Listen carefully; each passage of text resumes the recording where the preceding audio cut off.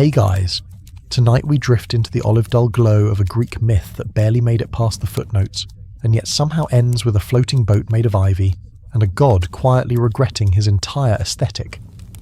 You're about to relive someone else's awkward godhood, filled with too much wine, too little accountability, and an endless need for validation. It's humid, it's mythic, it's a little soggy around the edges.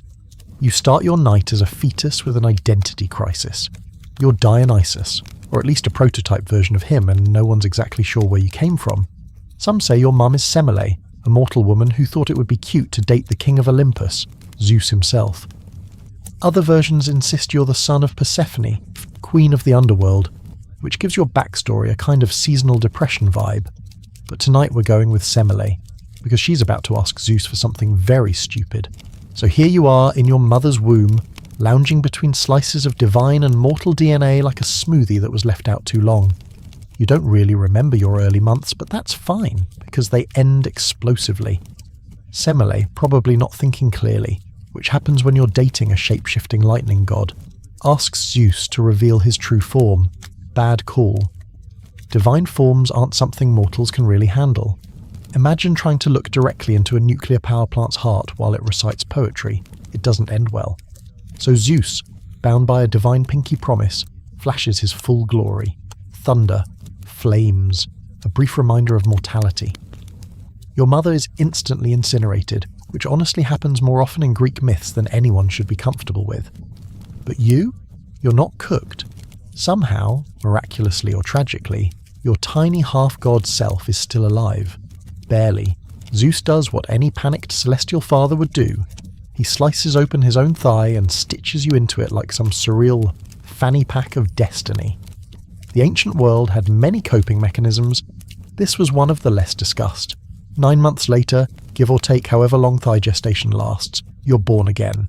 Hence the name, Dionysus, the twice-born. Modern scholars still argue whether this whole reborn from the thigh thing is metaphorical, symbolic, or just ancient Greek dad humour that got out of hand. Some say it's proof that Dionysus represented renewal in nature's cycle of death and rebirth. Others think it's an elaborate excuse for why you were too weird to sit with the Olympian kids at lunch. You don't cry when you're born, you probably sigh. You blink at the world like you've already lived through it once, which technically you have. As an infant, you're divine enough to attract attention, but still mortal enough to be breakable. Zeus can't risk leaving you on Olympus, where Hera, his wife, might find you. And if there's one thing Hera despises more than her husband's lovers, it's the semi-divine offspring they keep leaving around the map. So you're hidden away, passed from hand to hand like a very drunk game of divine hot potato. First to Hermes, who dashes you off to Earth, then to Ino and Athamas, a mortal couple already overwhelmed by their own problems, who now have to raise a thigh-born wine baby in secret. But that doesn't last either. Hera eventually sniffs things out, and, surprise, madness ensues. Ino's house spirals into chaos. Some say she boiled her own child by mistake. Others claim she leapt off a cliff. Either way, it's not ideal parenting energy. You survive, of course. You're Dionysus. You make it through madness, fire, thigh-stitching, and grief like it's just another Tuesday. Eventually, you're sent to the nymphs of Mount Nysa. They live deep in a shadowy forest that doesn't appear on regular maps. You're raised by them, and a kindly satyr or two, goat-legged beings who dance better than they babysit. Your crib smells of pine sap and spilled mead. You teeth on vines instead of wooden toys. At night, you fall asleep to the soft panpipes of old Silenus, your tutor and surrogate weird uncle, whose wisdom is equal parts genius and blackout. A mainstream historical footnote here. By the time the cult of Dionysus took hold in mainland Greece, around the 6th century BCE, many of these stories had evolved into poetic allegories for the spread of wine culture from Asia Minor. So technically, you're also a metaphor for agricultural diffusion. Fun, right? You grow up without knowing exactly who you are.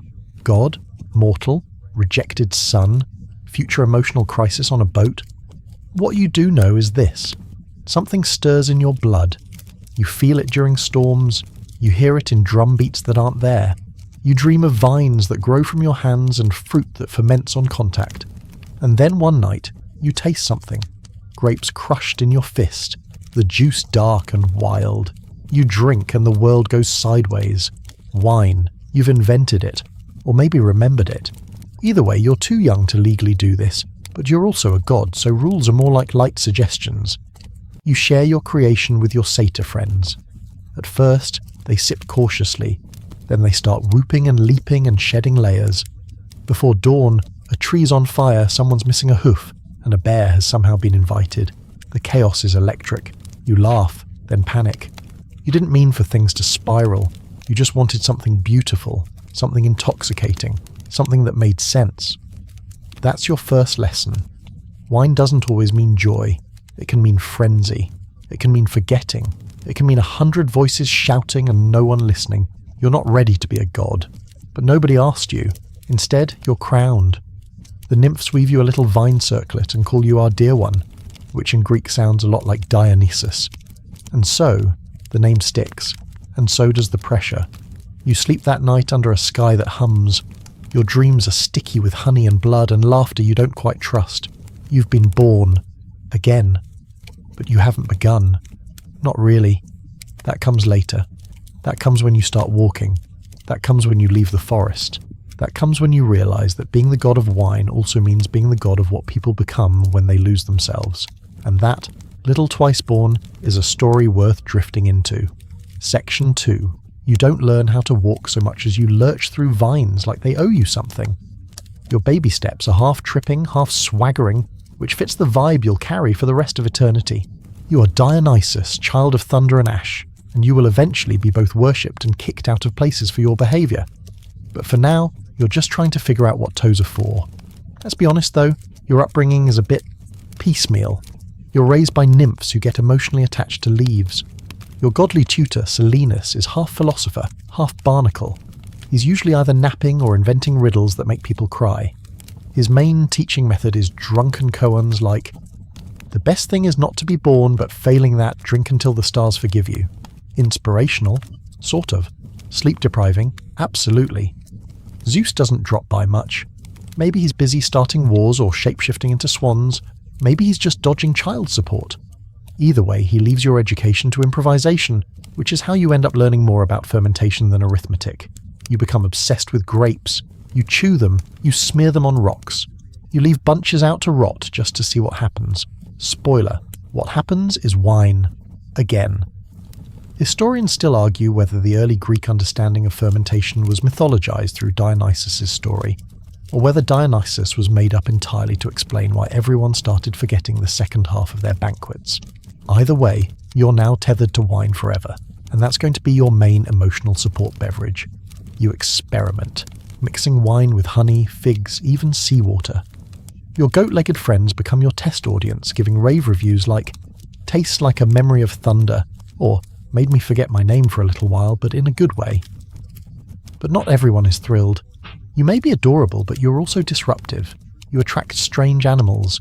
Weird flowers bloom in your footprints. One day you accidentally summon a leopard. No one is injured, but the goat who was napping under the olive tree does not forgive you. Still, your forest years pass mostly in leafy, fermented peace, until Hera remembers you exist. She's not just angry, she's cosmically offended. You are a blinking, giggling reminder that Zeus doesn't understand monogamy, and that the world keeps forgiving him. Hera doesn't take it out on you directly because divine laws protect children, barely. But she whispers something old and sharp into the wind, the kind of whisper that breaks things. You feel it first in your thoughts. A little wobble, a little fuzz. The forest loses its shape. Familiar things look upside down. The satyr's jokes feel like threats. The birdsong feels like it's mocking you. Then comes the fire in your veins. Not literal fire, that'll come later, but a thrumming panic, an emotional fever that has no cause. You scream, but it sounds like laughter. You run, but the trees lean in. Your own feet betray you. Silenus finds you curled in a hollow log, murmuring things like, "I am the echo of my own dream." He carries you out, holds your head, and whispers lullabies older than language. Eventually the madness passes, but it leaves a fingerprint. That's the second lesson. Madness doesn't have to be violent. It can be slow. It can smile. It can convince you that it's just your new personality. You survive. Again. To protect you, your caretakers send you away. Again, this time farther, into the deepest, most uncharted regions of Phrygia, where wild things outnumber people and vines sleep under snow. You travel wrapped in ivy, which seems to like you. It slithers up your arms without invitation, blossoms on your head like you're wearing your own hallucination. You stop fighting it. You let it grow. In Phrygia, you're fostered by Sibyl's followers, priests and priestesses of an ancient mother goddess who believes in ecstasy over etiquette. They teach you rhythm, ritual, how to surrender without falling apart. They also teach you how to be dangerous, not violent, dangerous. There's a difference, they say. The gods don't care who built the temple, they care who dances inside it. You take that lesson seriously. Back in Greece, you're becoming a whisper, a rumour, a myth in progress. He lives in the east now, they say. He dances until dawn and drinks with tigers. You like the idea that you've become exotic, mysterious. It helps mask the truth. You're still trying to figure out who you are. You're still just a kid with trauma and too much power. You're not old, but you've seen things. You've lived things. And now you want answers. So, you do what all gods eventually do. You start walking again. Your sandals are woven from fig bark and twine. Your staff is a long pine cone-tipped wand called a thyrsus, which sounds cooler than it is, but will become your trademark. You walk barefoot when you can. You let your beard grow early because it makes people take you seriously. You start calling yourself the Liberator, even though you haven't liberated anything yet. The first town you visit refuses to serve you. You're dirty. You're dressed like a festival gone wrong. You smell like fermentation and crushed lavender. They call you a foreigner. They call you a lunatic. You smile politely. Then, gently, you make their vines grow wild. You turn their water into wine. Their livestock start dancing. Their temple columns sway like they're at a concert. One of their mayors cries uncontrollably for 3 days and merges feeling refreshed. That's how your legend begins to spread. Not as a conqueror, but as an enigma. They say you arrive wearing ivy and regret. That your followers are women who forget their names and sing in impossible harmonies. That where you walk, nothing stays planted the same way. You don't build temples, you don't hand out commandments. You just show up, break reality a little, and leave. And in every village the question repeats. Was that a blessing? Or a warning? Your name catches in the wind, Dionysus, twice born. Mad god, sweet-eyed prince of frenzy. You don't sleep much. Not because you're busy, but because you don't like what sleep shows you. You dream of Semele, your mother, if we're still going with that version. You dream of her burning over and over again. Sometimes you try to save her. Sometimes she doesn't recognize you. Sometimes she smiles and says, "You'll understand when you're older." You wake up sweating. You splash wine on your face instead of water. You move on. That's when you realize what you're doing. Not just wandering, but collecting. You are assembling something, not soldiers, not worshippers, not yet. You're collecting chaos. And soon, you'll need a container for it. But we'll get to that. For now, you walk. You teach strangers how to ferment honey. You make farmers cry by turning their grain into lilies. You dance with shepherds until the moon calls the cops. You leave behind joy that curdles into obsession, peace that flips into frenzy, because you're still learning, because this is all still a rehearsal, and you don't know it yet, but your worst moment hasn't happened. Your boat hasn't even grown its ivy. Section 3.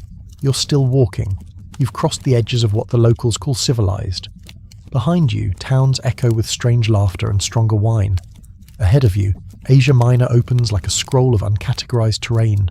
Ridges carved with thorny forests, plains where the sun breathes too hot, and riverbanks that smell like ancient iron. Your sandals are disintegrating, and the ivy's starting to grow through your shirt. But you don't stop, because now, for the first time, people are following you. They aren't exactly disciples, not yet. More like accidental tourists. Some are women who left their towns behind in a swirl of music and shouting. Some are satyrs who refuse to explain why they owe so many debts in Arcadia. Some are wild-eyed strangers who saw you once and couldn't go home again because their walls looked too straight, their food too flavourless, their laughter too choreographed. This is your retinue, unofficial and growing. You name them Maenads, the raving ones. They call you the god of liberation. You think that's hilarious, because you haven't liberated anything yet except for someone's goat and a dozen bottles of dignity, but you don't correct them. Because part of being a god is letting people project their best hopes and worst instincts onto your face. You start holding rituals, not fancy ones. No gold-trimmed altars or scroll readings. You prefer drums, torches, the sound of feet pounding dirt in rhythm. You give people wine, not just as a drink, but as a key, an invitation to forget things they didn't realize they were carrying. And when they forget, you guide them, sometimes toward peace, sometimes toward something wilder. Mainstream historians agree that these early Bacchic rites, yes, Bacchus is your Roman stage name, but let's not get ahead, were tied to agricultural cycles, fertility, and the loosening of social norms. But historians still argue whether these gatherings were truly religious, or just a highly successful excuse to scream in a field once a month. You don't particularly care. You're not doing it for worship. You're doing it because when the drums start and the vines twist and the humans begin moving as one breathing, laughing organism, you finally feel quiet inside your own head. That silence is addicting, so you walk farther, through Lydia, where the queen tries to kiss your forehead and accidentally proposes marriage, through Mysia, where a jealous river god challenges you to a drinking contest and ends up weeping into his own waterfall, through Thrace, where a king named Lycurgus becomes your first real enemy. He sees you, your ivy crown, your laughing dancers, your animal skin cloak, and declares you a danger to his order. He calls your rituals a sickness, your wine a poison, your followers the hollow ones. You try diplomacy, a little flute playing, a ceremonial grape offering. He answers by attacking your followers with ox goads and torchlight. Maenads scatter, satyrs vanish, even Silenus runs. You stand your ground, or try to. But Lycurgus wields fear like a whip. You retreat into the sea, literally, and this is where the story turns strange, again, because the sea doesn't reject you, it welcomes you. Nereids, those soft-eyed daughters of the deep, rise to meet you. They bathe your feet. They sing lullabies that sound like bubbles and salt. They whisper to you of a woman, a name, Ariadne. But not yet. Not here. Not while you're still wounded. You surface days later, or maybe months. It's hard to tell time underwater. When you return, Lycurgus is blind, some say mad, others say dead. Your enemies never last long, but neither does your peace. The Maenads reconvene, nervous now. The satyrs tread carefully. They ask what you'll do next. You say, we keep walking, but your tone has changed. There's less dancing, more watching, because now you know what mortals will do when frightened, how quickly they turn, and how fragile joy becomes when it's not protected. You're no longer a wanderer, you're a threat, and gods, once seen as threats, either die or become legends. You intend to do both, but not before you meet someone who'll break your heart, and not before you get your first boat. Oh, yes, that's coming. It begins with pirates. You've wandered too far south. You're tired. You've taken a break by the shore, drinking diluted wine and watching clouds like they owe you answers. A Tyrrhenian pirate crew spots you from offshore. They see a soft-looking man, alone, dressed like a forest cosplayer. They assume you're rich, noble, and drunk. Which, okay, only one of those is wrong. They scoop you up in minutes, tie your wrists, laugh about ransom money and noble houses. You don't resist, you just watch. They drag you onto the deck of a creaky galley and start discussing who gets to sell your sandals. That's when things begin to change. One sailor notices the rope slipping from your wrists, like they've forgotten how knots work. Another finds ivy curling through the planks beneath his feet. A third looks up and sees the sail has turned into a vine canopy. A grape cluster drops onto his head. Then another. And then the growling starts. Not human, not even fully animal. A great cat, a panther, stands on deck. It's not clear where it came from. It stares at the crew like it remembers being hunted in a dream. You're still smiling. The pirates leap overboard. Most forget how to swim halfway down. Only the helmsman, young, quiet, possibly literate, kneels before you and mutters, "Lord." You reward him by turning the boat into ivy. The whole ship, every plank, every nail, every mast, all of it becomes twisting, flowering vine. It floats, barely. You sit cross-legged at the bow as it drifts aimlessly.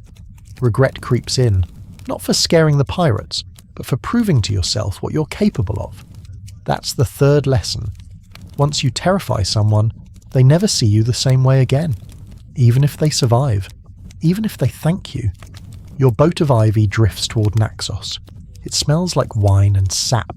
The ocean hums lullabies beneath your heels. You're thinking about Lycurgus. You're thinking about Semele. You're thinking that maybe being a god isn't about being adored. Maybe it's about being endured. You disembark without ceremony. The vines slither back into the sea. You don't look back, because this island, the one rising now in soft green slopes and pink rock cliffs, this is where she waits. Ariadne, the thread spinner, the abandoned, the woman with too many endings.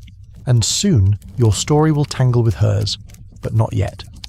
For now, you walk ashore alone, with ivy in your hair and regret curled under your fingernails. You've finally made it to the middle of your myth, and you're not sure whether you're building something, or just drifting further from what you used to be. Section 4. The sand on Naxos is cooler than you expect. Your feet press into it like a promise. Waves slide up just far enough to lick your ankles before slinking back, almost reverent. You haven't told the sea to behave, but it does anyway. Maybe it remembers you. Maybe it's just smart enough to know when not to ask questions. Naxos isn't grand. Not yet. It's a sleeping island, all folded hills and half-built temples, with forests that haven't decided what kind of trees they want to be. But you like that. It feels unfinished. Like you. And more importantly, it feels quiet, until you hear her crying. It's not loud, not dramatic, just the kind of soft, resigned weeping that comes from someone who's already been loud and dramatic and got nothing for it.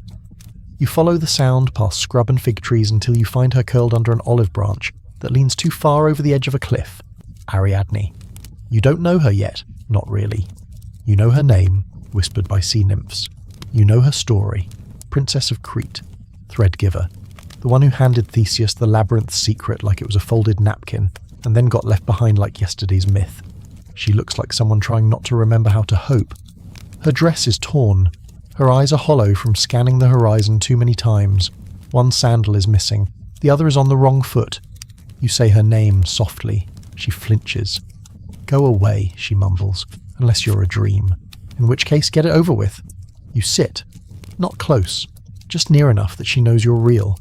She doesn't ask who you are. That's how you know she's truly exhausted. She doesn't have the energy to be suspicious. You say nothing for a while. Just listen to the ocean breathe. Eventually she says, I betrayed my father for him. I killed my brother. I gave him everything. And he left. You don't offer comfort. That's not your job. You're not a comfort god. You're a chaos god on sabbatical. But you nod. And she continues, they say he had his reasons. That he was scared. That he meant to come back. You say, do you believe that? She looks out at the sea, where the waves are starting to curl like they're biting back laughter. No, she says, but it's easier to believe than the truth. You nod again. That's when she finally turns to look at you. Really look. Her eyes pause on the ivy in your hair, the wine stain on your hem, the fact that you're barefoot and unbothered. You're not from around here? Nowhere is really around here, you say. She snorts, and it sounds almost like a laugh. That's how it starts. Not with a thunderclap or a wedding or some divine beam of fate. Just two broken people on a rock, admitting that they've both been left behind. You stay. Days pass, maybe weeks. You don't dance, not yet. You garden. You share figs. You tell her stories, most of them nonsense, some of them true. You show her how to ferment date wine in a cracked amphora using nothing but heat and moonlight. She starts to sleep through the night. You take that as a win. Mainstream historians agree that Dionysus and Ariadne represent two complementary forces, ecstasy and reason, chaos and thread, wildness and the will to keep breathing. But historians still argue whether Ariadne was ever a mortal at all, or just an ancient goddess folded into human form to explain why the world keeps spinning when you're not looking. You don't argue. You just sit by her when the wind howls too loudly and remind the sky to take it easy. One morning she asks, "Are you a god?" You say, "Sort of," she laughs. "Me too, I think, sometimes." It's the first time she's smiled without effort. That night she dreams of stars. The next day you ask if she wants to leave the island. She pauses, looks around at the beach, the trees, the view she's memorized too many times. Then she says, yes. So you build her a boat, not from trees, from ivy. Of course. The same vines that carried your regrets now become something else, something growing, something green, something that understands how to move without roots. The frame curls up from the sand, leaves unfurl like sails, grapes bloom along the railing not because they have to, but because they want to. It's not a fast boat, but it's a kind one. You christen it with olive oil and fig syrup. Ariadne names it Elpida, hope. You don't correct her, even when you feel like the name doesn't fit the ache still folded under your ribs. Before you set sail, she asks for one thing, a ceremony.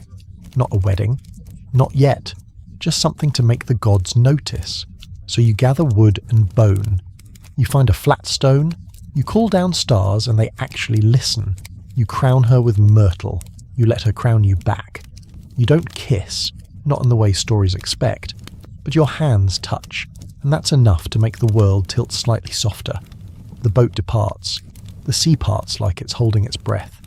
You don't know where you're going, but for once that doesn't feel like failure. It feels like freedom. You sail across 3 islands, 6 storms, and 1 sea monster who gets offended when you ask if it's having a bad day. You bribe it with wine and a singing satyr, and it lets you pass. Ariadne doesn't even blink. She's learning. You dock in Paros, where they've already heard your name and greet you with awkward flutes and shaky sacrificial goats. You decline both. You ask for clean water and 3 figs, then you leave. You stop trying to change every place you visit. You're not here to save anyone. Not yet. You're here to give Ariadne a world that doesn't only exist on an island, in a legend, in a wound.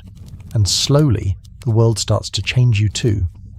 One night, while Ariadne sleeps, you ask the stars if they remember Semele.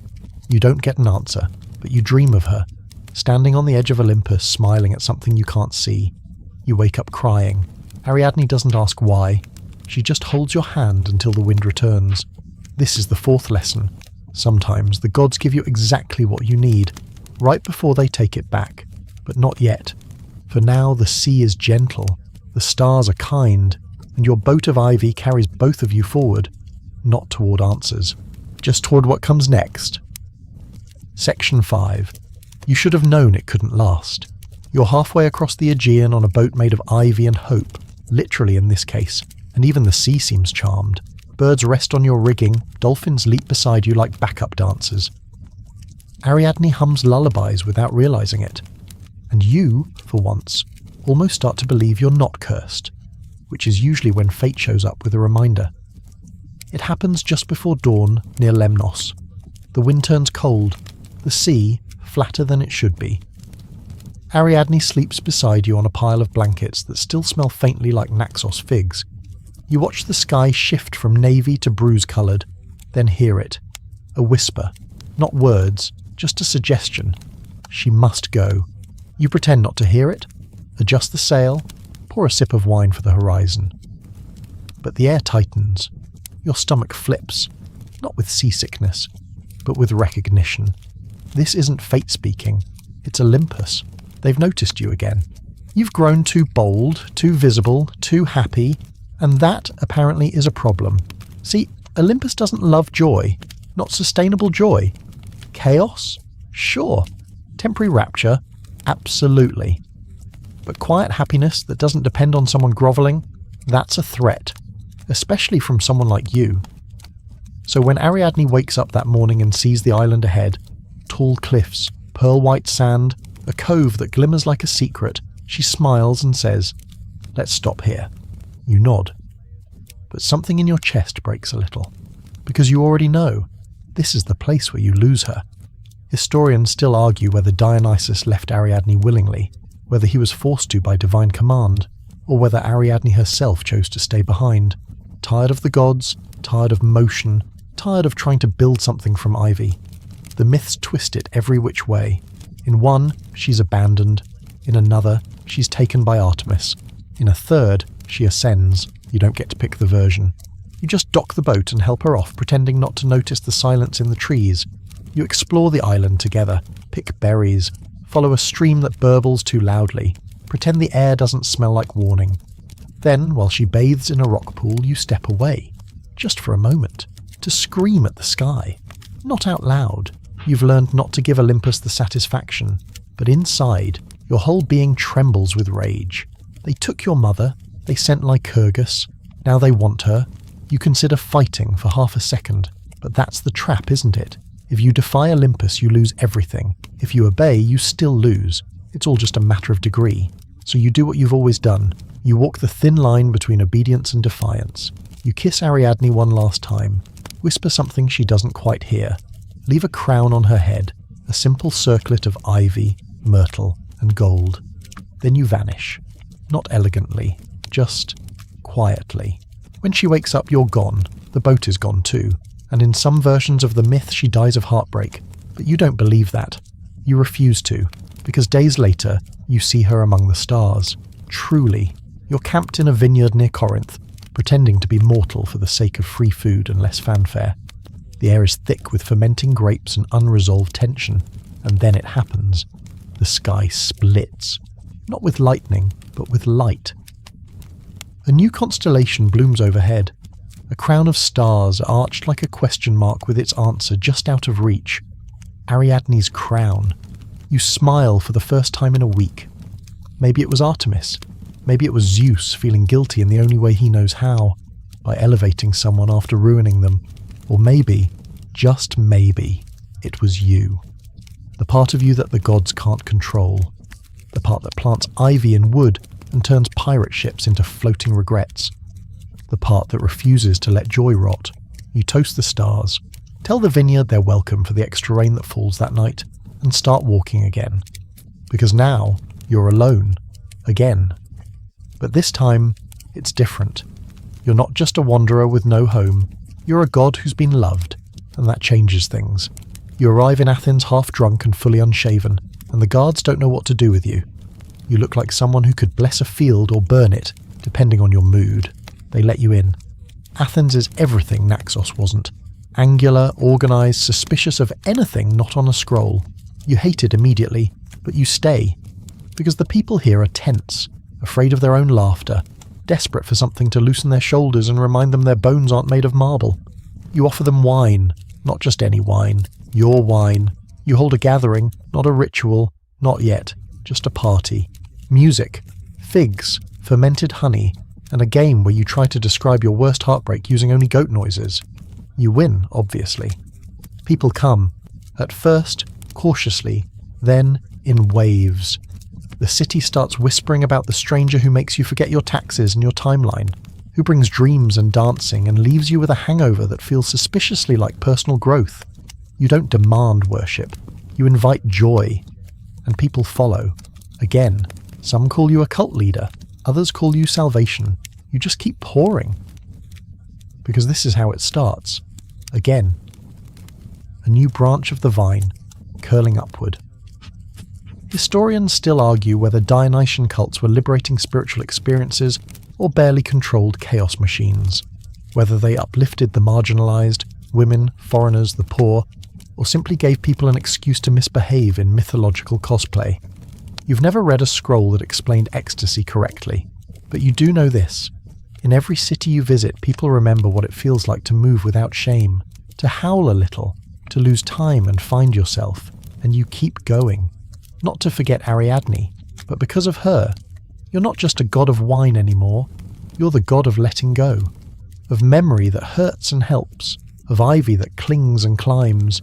You leave Athens with a satchel full of olives, a bottle of experimental peach mead, and a handwritten poem from a 12-year-old who thinks your hair looks like thunder.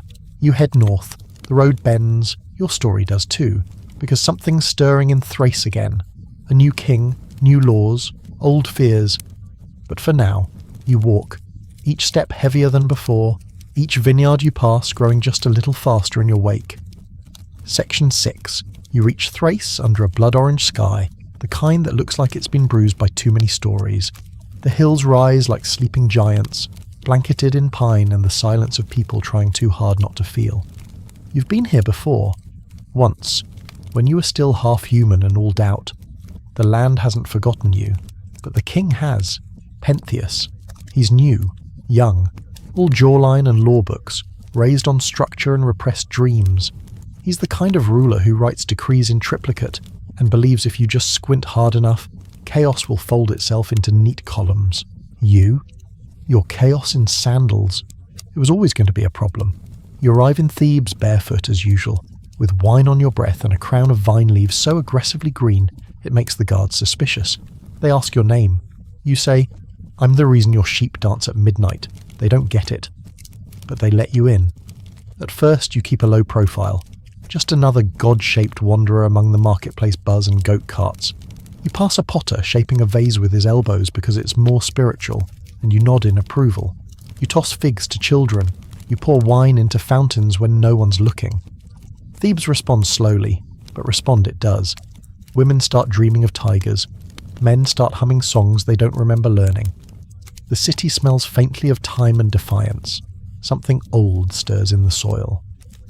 Then Pentheus hears about you. It's not your name that worries him. It's the laughter, the dancing, the sudden uptick in midnight drum circles and goats wearing lipstick. He summons his council. They're losing control, he says.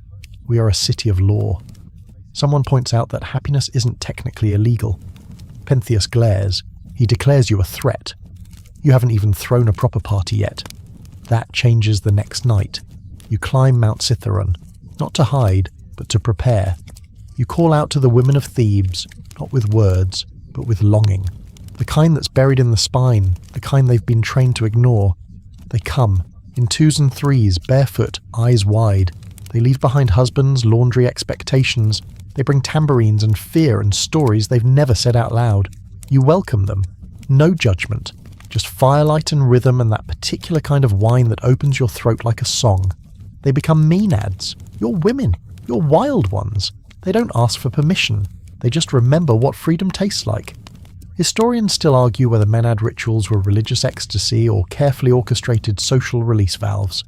Whether they gave women power or simply let them scream into the wilderness before returning home quieter.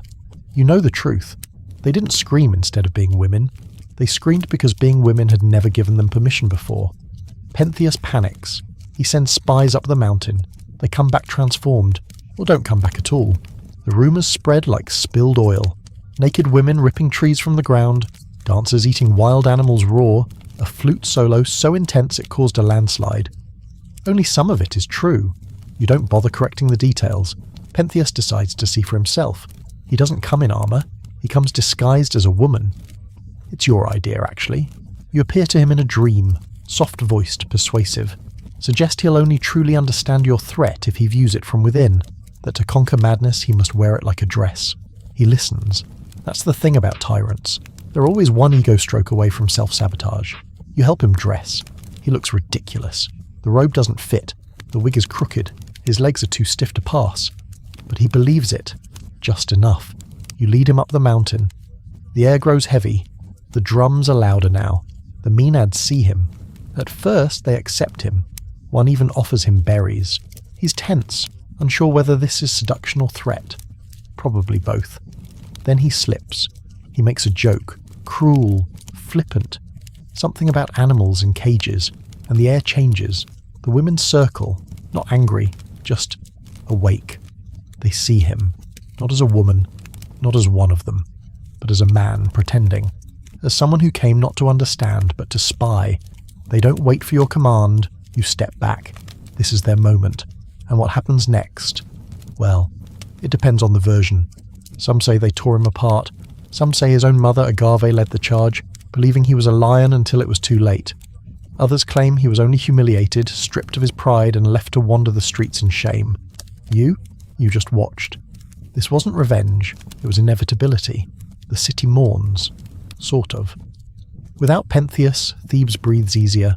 The markets smell of cinnamon again. The temples fill with laughter.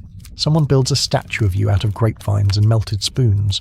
You don't stay, not because you're unwelcome, but because permanence isn't your thing. And besides, you're restless. Something's brewing back west. Rome. Not the Rome of emperors and marble teeth. Not yet. But whispers. Of a culture that eats gods like appetizers. That will turn every myth into a marble torso and forget what the blood felt like. You head toward it anyway. Because if they're going to misremember you, you want to at least give them good material. Along the way, you stop in little towns, bless a vineyard here, start a bacchanalia there, always with the same invitation. Come, drink, dance, forget who told you not to. Not everyone listens. But the ones who do, they never forget. Even when the wine wears off, even when the scrolls twist your name into some imported party trick, they remember the feeling of ivy on stone, of music in bone, of the god who didn't ask for temples, just your wild, honest self. And you keep moving, not because you're lost, but because some gods are roads, not destinations, and yours is paved in regret, ecstasy, and just enough laughter to survive it. Section 7, you don't like Rome. Not at first. It smells like ambition and roasted pigeons, like sweat polished into marble, and rules chiseled into people's lives so deeply they've forgotten how to breathe. You walk its streets with your head low, a god in mortal drag, watching as men in red-striped togas argue over virtues and dignitas while their wine turns to vinegar in the sun. You offer a smile to a passing senator. He scowls, probably thinking you're a foreigner or worse, a poet. You're both, technically. Still, something tugs at you. Not affection, not yet, but curiosity. Rome is young here, just beginning to believe its own myth, still fragile enough to worship anything that looks like control, still scared enough to keep joy locked behind ceremony. You decide to give it a little nudge. It starts with the women. As usual, Roman matrons are supposed to be silent, graceful, draped in pudicitia, a virtue so fragile it shatters if you breathe wrong. They walk like statues and speak like contracts, but they watch you. You don't do anything dramatic. Just pass through the forum with grapes in your hands, leaving a trail of scent and suspicion. One young woman breaks off from her family, follows you half a block before remembering she's not allowed to want anything. You wink. The next day, a few women gather outside the city walls. They say it's a picnic. You bring wine. They don't go home until morning. Thus begins the first Roman bacchanal. Historians still argue about when the bacchanalia really took hold in Rome. Some say the early 200s BCE, others claim secret rituals predate official records by decades. You're not surprised they don't agree. Historians hate mysteries that involve dancing. At first, it's a private affair. You keep things subtle. No panther-drawn chariots yet. No public fountains bubbling with Shiraz. Just quiet invitations, whispered passwords, songs that build like summer storms. But Rome doesn't do quiet forever. By the time the Senate notices, your little gatherings have grown teeth. Not literally, probably, but there are reports, scrolls, warnings, that your rights have spread from the hills into the bones of the city, that senators' wives disappear for days, that men come back changed, softer, louder, happier. Suspicious, obviously. Rome panics. They always do. In 186 BCE, the Senate passes the Senatus Consultum de Bacchanalibus, a decree banning most Bacchic rites. Only a few people at a time, no money, no madness. They think it'll stop you, which is adorable. You don't get angry, you get clever, you splinter. Turn the Bacchanalia into 1,000 tiny myths instead of one massive movement. A shepherd's moonlit vigil here, a noblewoman's fainting spell that ends in laughter, a wedding feast that ends with a couple barefoot in a vineyard, crying from joy or maybe just the marjoram. You let Rome believe it's winning, but in truth, you're everywhere. Because repression is your favourite soil. You grow best in cracks. You settle into the Roman mind slowly like wine in the bloodstream. First a warmth, then a shimmer, then a complete loss of interest in who made the rules in the first place. Soon, poets start invoking you. They call you Liber, the free one. Not quite Dionysus, not quite local. Something hybrid. Something wilder than Jupiter and just barely tamer than chaos. Even Livy, the serious one, the historical scold, can't help but sound intrigued when he writes about the unspeakable rites of your cult. He clutches his pearls. You chuckle. Meanwhile, the city changes. Not officially, not in stone or statute, but in how it feels. There's more colour on the streets, more laughter in the baths, more people staying up past curfew to listen to songs that make them remember what it felt like to be alive before they were citizens. You never build a temple, but they do it for you. It's modest. Ivy-carved pillars, a wine bowl on the altar, hidden in the Aventine Hills folds, like a secret the city tells itself when it thinks no one's listening. You visit once, leave behind a lock of your own hair tucked beneath the altar stone. Not because you think it'll protect them, but because even gods get sentimental sometimes. One night you crash a festival, Saturnalia. Normally it's not your thing, too structured in its inversion, too predictable in its rebellion. But this year, they add something new. A drunken theatre competition. You grin. That's your entrance. You sign up under a fake name, Bacillus. The crowd laughs when they hear it. Think it's a joke. You take the stage and perform a tragicomedy about a satyr who loses his pants and finds enlightenment. The crowd weeps, then roars with laughter. They chant your name even though they don't know it's yours. You bow, then vanish. The next morning, the winner's laurel sits untouched. You're already walking east again. Rome will remember you, long after it forgets everything else. But for now, you leave it humming. Because you've got other places to be. There's a poet waiting in a cave, a playwright praying for a dream, and a statue somewhere in Athens that's about to cry blood. You move, because that's your role. You don't build empires. You remind people what they forgot before they did. You aren't the god of wine because wine is frivolous. You're the god of wine because it makes people honest, for a moment. And in that moment, they remember who they are. You slip through a gate just as it closes. Another city behind you, another legend ahead. And the ivy, still growing, always. Section de Wars. You've walked through cities of bronze and marble, through laughter loud enough to drown out regret. But now it's the quiet that calls you. You're headed to Naxos, a stub of an island tossed out into the Aegean like a skipped stone, shaped by wind, silence, and misplaced hope. The shores are white with crushed shell dust, and the cliffs curl inward like someone trying to keep a secret. The air smells like crushed mint and driftwood dreams. You like it instantly. It's a place people end up when they've run out of places. But this time, you're not just chasing freedom, you're chasing someone. Her name is Ariadne, and she's already been abandoned. Let's rewind a little. Before wine and madness and the kinds of dances that end in mystery, there was a prince named Theseus. A heroic figure, if you're the sort of person who thinks muscles can carry morality. Strong jaw, stronger ego, the kind who slays monsters and forgets the names of the people who help him do it. He came to Crete to kill the Minotaur, but he didn't bring a plan. He brought charm, and Ariadne fell for it. She was the daughter of Minos, the girl who lived in the shadow of a labyrinth that never really ended. She handed him the thread that guided him out of the maze, out of the blood-soaked dark, back into the light. She loved him. Or maybe she just wanted out. Same result. She gave him everything. And he left her, alone, on this very island. Historians still argue whether Ariadne's abandonment was intentional or accidental, whether Theseus forgot her because of a curse, or because he was just the kind of man who forgets people once they've stopped being useful. Some scholars even argue that the story was changed later to make her look tragic, to justify what came next. But however you slice it, she was left behind. The ship sails off. She wakes up alone on the beach, dress soaked with dew, hair tangled in burrs and betrayal. You arrive the next day. You don't arrive in a flash of divine light. There's no parade of satyrs, no meteor shower of emotion, just footsteps in sand and a heart that knows this pain too well. She's asleep when you find her, curled against a stone that looks too much like a grave. Her breath shallow, her skin too pale. You wonder how long she's been here. You kneel beside her and study her face, not as a conquest, but as a puzzle. One you don't want to solve, just understand, you don't speak. She wakes. She looks at you with eyes that have seen too many endings and says flatly, "If you're another god, go away." You don't. Instead, you sit. You offer her figs, not magic ones. Just sweet, real figs from a crooked tree by the cliffs. You offer wine too, but not the kind that numbs, the kind that soothes. She doesn't drink it. She doesn't eat. She just stares out at the sea. So you play music. Not grand, sweeping melodies. Just a reed pipe, soft and hesitant, like you're still learning. You are, actually.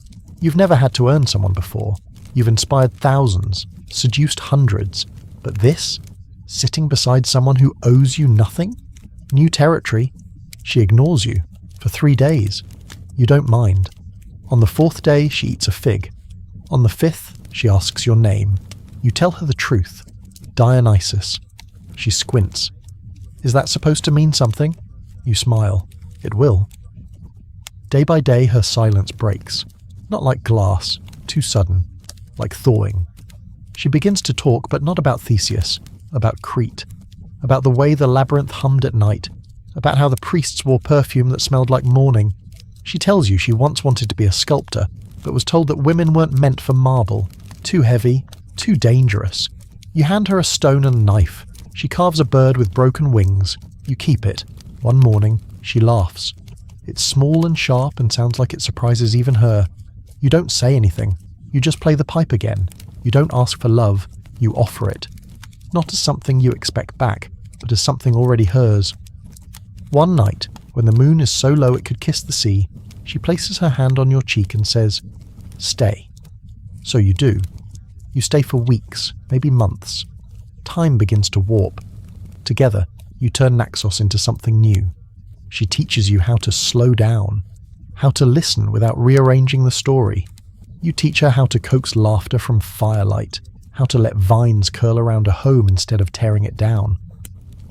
The two of you build rituals, not the old ones, not sacrifice and spectacle, just small defiant acts of joy, sharing food, painting seashells, tying knots in ribbons and letting them drift away on the wind. You do not ask her to be your queen, you ask her what she wants, and one morning she tells you, to never be forgotten, and you can promise that. You take her up Mount Zaz, the highest peak on the island, where the wind sounds like it's remembering something important. You crown her with ivy and gold, not because she needs it, but because the world should see her how you do. That night, something shifts in the sky. Historians note that the constellation Corona Borealis, the Northern Crown, has long been associated with Ariadne. It appears in midsummer, delicate and proud. Some say it's the crown you gave her tossed into the heavens. Others claim it's her final sigh. You know it's neither. It's her looking back, saying, "I got out." Eventually, as always, you have to leave. Not because you want to, but because you are movement. You are wind over water and footprints that don't last. She stays. Not lonely, not abandoned. Just herself. People say you made her immortal. Some say she faded like a myth.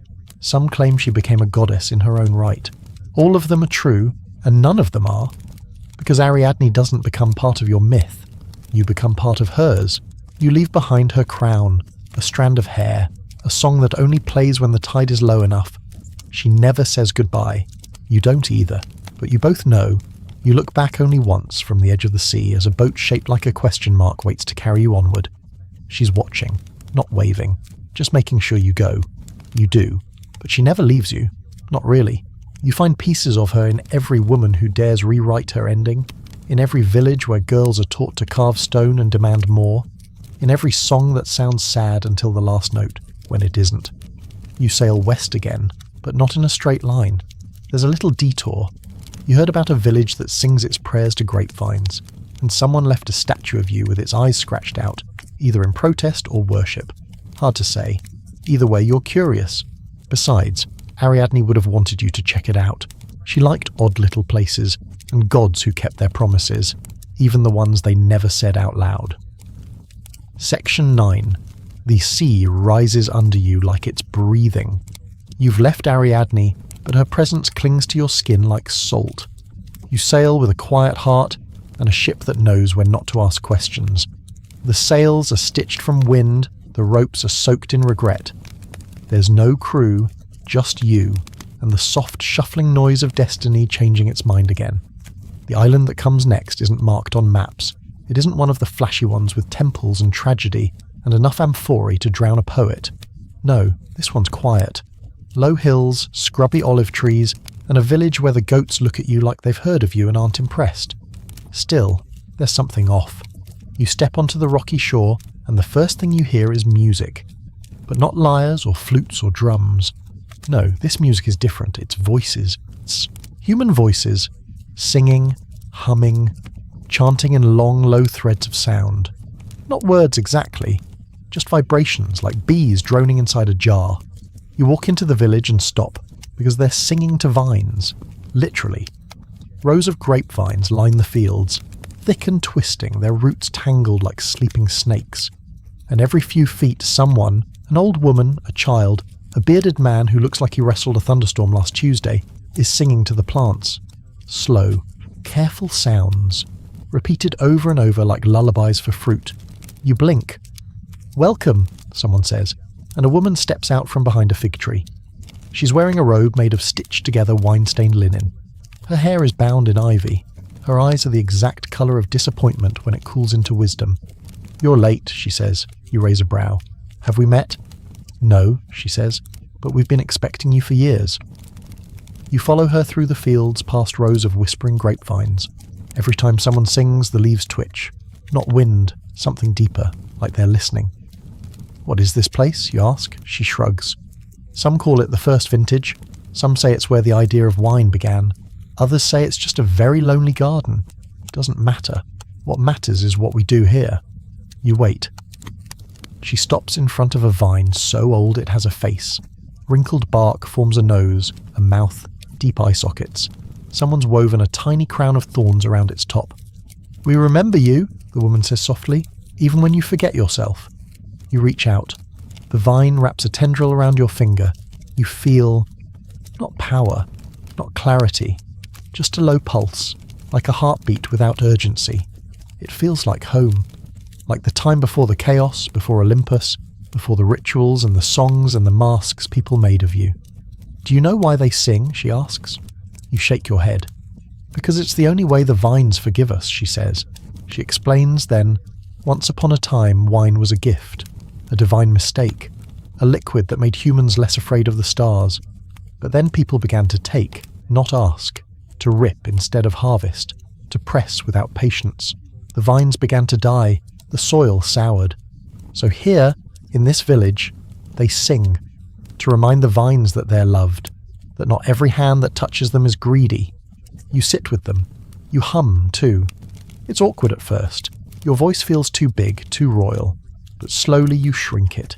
You let go of performance. You sing the way rain sings when it's not trying to impress the earth, and the vines listen. Someone gives you a cup of wine so dark it's almost black. You drink. It tastes like memory, like Ariadne's hair wet from the sea, like your mother's heartbeat in the cave where you were born, like all the nights you thought you'd been forgotten, but hadn't. You stay for a while. You help mend the fences. You carry buckets. You don't use magic. You use your hands, and the people treat you like, not a god, not a guest, just someone who showed up and decided to be kind. You notice something else too. The people here don't worship you. They don't pray, they don't build statues, they don't name their babies after you in hopes of a blessing. They remember you, but they also remember your mistakes. The time you flooded a town by accident. The time you got so drunk you tried to seduce a reflection in a shield. The time you turned an entire river into mulled wine and poisoned the fish. They laugh about it. You laugh too. It's refreshing being seen as fallible, as real. The villagers tell you stories, some true, some clearly invented. One boy insists that you once rode a tiger through a thunderstorm because you were late to a dinner party. An old man swears you gave a fish legs once because it said it was bored of swimming. You don't correct them.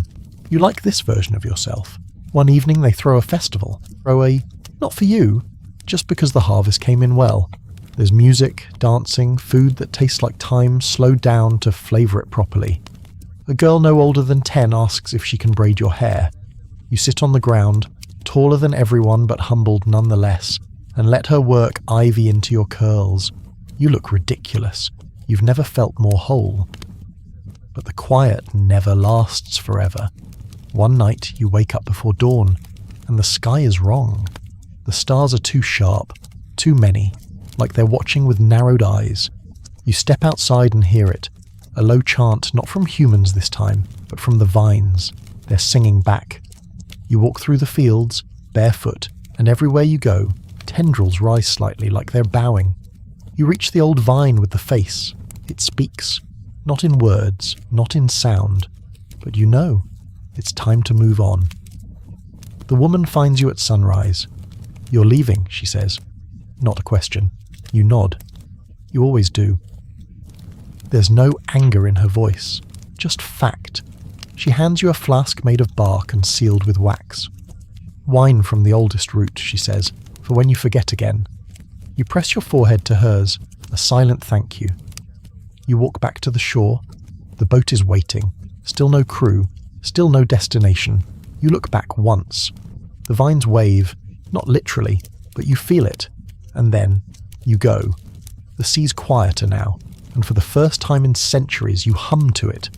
a slow, steady sound, like a promise you intend to keep. Section 10. You leave behind the village of singing vines, the memory of their soft hum lingering on your skin like a gentle spell. The sea stretches out before you, endless, dark and whispering secrets you've heard 1,000 times but never really understood. The wind tugs at your hair, carrying the scent of olive groves and crushed grapes, as if the earth itself is holding on to the stories of harvests past.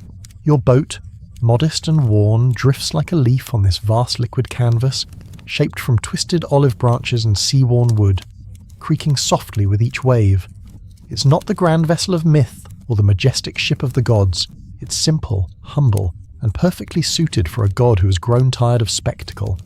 You sail west, drawn by a pull deeper than curiosity, something ancient, a tugging thread in your own tangled story. You don't know exactly where you'll land, but you follow the shifting patterns of the stars, the same way sailors have done for centuries. The sun slips low behind the horizon, painting the sky with bruised purples and fiery oranges that bleed into the darkening blue. The air cools, the day's heat slips into a quiet calm. Ahead, you glimpse the rugged coastline of a land both familiar and strange. It's dotted with olive trees, their gnarled branches whispering secrets in the evening breeze. Ruins of stone buildings stand scattered like broken teeth in the landscape, silent witnesses to lives long past. The faint smoke of hearth fires curls upward, blending with the scent of wild herbs and earth warmed by the sun. You step onto the shore, the crunch of dry sand and cracked shells underfoot sounding like old parchment being carefully unfolded. Nearby, a small group of people gathers. Farmers, women with scarves wrapped around their heads, children with curious eyes. They stand clustered near a fire pit, their faces illuminated by flickering flames, watching a figure who commands the circle's centre. He wears robes embroidered with grape clusters, and a wreath of ivy is twisted into his thick curling hair. His voice is steady, filled with the rhythm of stories passed down through generations, stories of wine and transformation, ecstasy and madness. You recognize him immediately. Pentheus, king of Thebes. But not the Pentheus from the tales you know, a reckless, prideful king who refused to honor you and suffered a gruesome fate. No, this man seems different, tempered by time and pain, a ruler who listens rather than condemns, who seeks understanding instead of domination. Historians still argue whether Pentheus's tragic end was the price of his hubris or the consequence of a ritual misunderstood by those caught in its wake. But here, you see a man wrestling with those questions rather than rejecting the god he once feared. You watch as he speaks of balance, the tension between order and chaos, control and surrender, and the vital role wine plays in that dance. It's a lesson you've always tried to teach, though few have truly heard. Curious, you move closer to the crowd. At first, their wary eyes regard you, some with suspicion, others with faint recognition. The ivy in your hair, the faint scent of the wild grapevine clinging to your skin softens their gaze. Children inch forward shyly, clutching clusters of dark grapes and offering you freshly baked bread. You accept these gifts with a nod, letting their small acts of kindness settle like balm on your restless spirit. As the sun sets fully, the community gathers around a large fire, its flames licking the night air with golden tongues. Musicians emerge, pulling out harps, flutes and drums. The sound is raw and alive, weaving into the night like a warm blanket. You join in without hesitation, your voice low and steady, threading into the ancient hymns as naturally as the breeze moves through the olive trees. Here, wine is more than a drink. It is a symbol, a sacred metaphor for life's contradictions. Joy tinted with sorrow, freedom tempered by responsibility, ecstasy shadowed by restraint. The people honor you not as a distant deity perched high on Mount Olympus, but as a presence woven into the fabric of their everyday lives, their triumphs and struggles. It's a humbling role, and one you welcome, stripped of grandeur and spectacle. For a time, you feel a rare peace. The fire's warmth seeps into your bones, and the laughter of children playing near the flames fills the air with hope. The village is alive with stories and song, and you are part of this quiet celebration of existence itself. Yet, as the embers wane and the night grows deep, a shift stirs beneath the surface of things. The air thickens, heavy with expectation. You notice the stars above are sharper than usual, too many and too bright, watching with what feels like narrowed eyes. Rising from the circle, you wander through the village, barefoot on cool earth and cracked stone. Everywhere you go, the vines that edge the field stir, tendrils reaching upward like hands in prayer. At the edge of the village stands an ancient grapevine, its bark twisted into what looks like a face, wrinkled, wise, and timeless. A small crown of thorny branches rests on its crown, woven carefully by unseen hands. You pause, feeling the pulse of that ancient root deep beneath your feet. The vine doesn't speak in words, but in a presence, an unspoken summons that you recognize instantly. It is time to move on. The woman who led you here finds you at dawn, her eyes reflecting the soft light of a waking world. "You're leaving," she says quietly, not asking but stating a fact. You nod, knowing she speaks truth. "I always do." She holds out a flask carved from bark and sealed with dark wax. "Wine from the oldest root," she says, "for when you forget again." You take the flask with reverence and press your forehead gently to hers in a silent thank you, a gesture heavier than words. Back on your boat, the shore slips away, and the open sea welcomes you once more. The sky lightens with the first blush of morning, the water calm as a mirror reflecting possibilities. The bottle of ancient wine rests at your side, a tangible reminder of what you carry with you. Memories, lessons, and the quiet resilience of a people who sing to vines because they remember how to love. You hum softly as the wind catches your sails, a slow, steady sound like a promise whispered to the stars themselves. The journey continues, but for now you sail with the knowledge that even gods can learn, and that sometimes the greatest gift is simply to listen. Section 11. The sea gently rocks your boat as you sail onward. The sound of waves lapping against the hull, a soothing, rhythmic whisper that lulls you into a kind of reverie.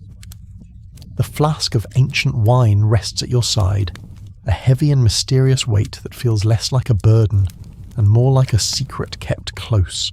You can almost taste the sweetness and earthiness in the air, though it's been sealed tight. The promise of that wine lingers like a faint melody, a reminder that even gods sometimes lose their way and need a quiet moment of grace to find it again. The morning sun peeks over the horizon, spilling a wash of pale pinks and golds across the water, softening the jagged edges of the world into a tender haze. You breathe in deeply, the salt, the damp wood of your boat, the faint hint of wild thyme carried on the breeze, and feel the vastness of the sea around you. It's endless, like time itself stretching before you, unspooling a story without end. Ahead, the coastline curves sharply. Rugged cliffs rise like ancient sentinels, their dark stones streaked with veins of white quartz that glint faintly in the new light. The land here feels raw and wild, like a place still shaping itself between earth and sky. Olive trees cling stubbornly to rocky ledges, and below them, terraces of grapevines step up the hillsides like emerald stairs. The smell of dry earth mingles with the sharp scent of crushed leaves and wild herbs, thyme, oregano, and something sharper, like the smoke of distant hearth fires. You steer your boat to a small dock where fishermen mend nets, and villagers tend to their daily chores. The settlement is modest but alive with purpose. Stone houses with terracotta roofs cluster close together, their walls weathered and sun-bleached. The people move with the steady rhythm of the land, their hands calloused from toil, their faces sun-kissed and lined with stories you can only guess at. As you walk through narrow cobbled streets, a boy with a mop of wild curly hair and eyes too bright for his age steps forward. He looks at you with a mixture of wonder and boldness, unafraid. "You're the god with ivy in your hair, aren't you?" he says, voice carrying the clear innocence of childhood. "Are you the one who taught my father to make wine from grapes, not just from wild vines?" You nod slowly, feeling a wave of pride tempered by humility. The boy's question touches a deep chord, the delicate gift you offered, the sacred art of turning humble grapes into liquid joy, something more than mere drink. He grins, then darts back toward the group of children playing nearby, their laughter ringing out like bells on a warm breeze.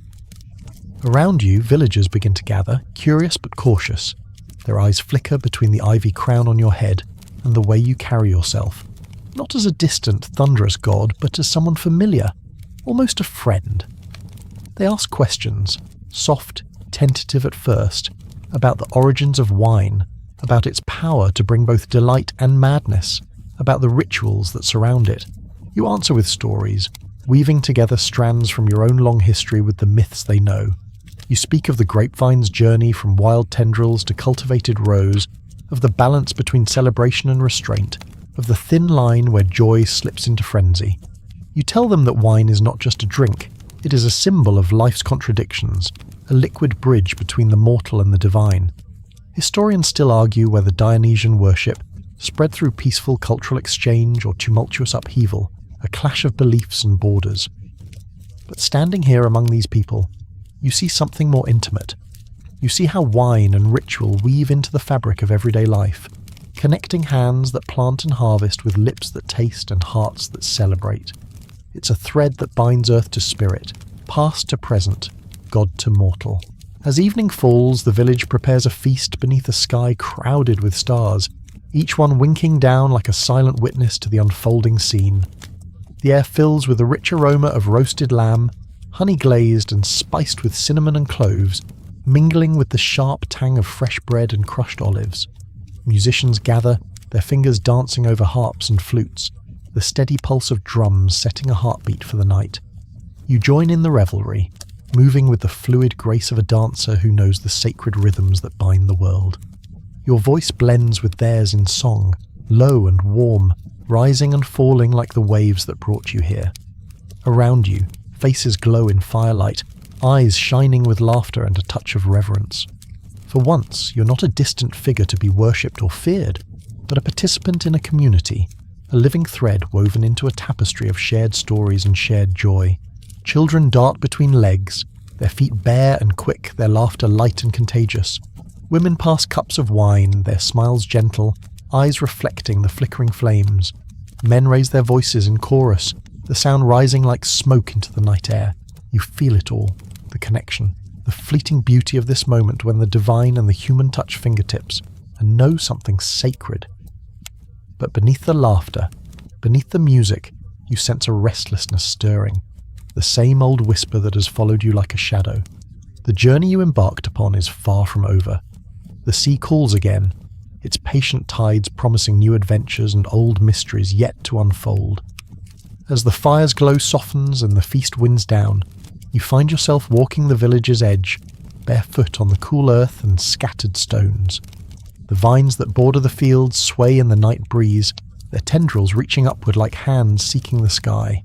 At the farthest corner, an ancient grapevine twists its thick trunk into shapes that seem almost human.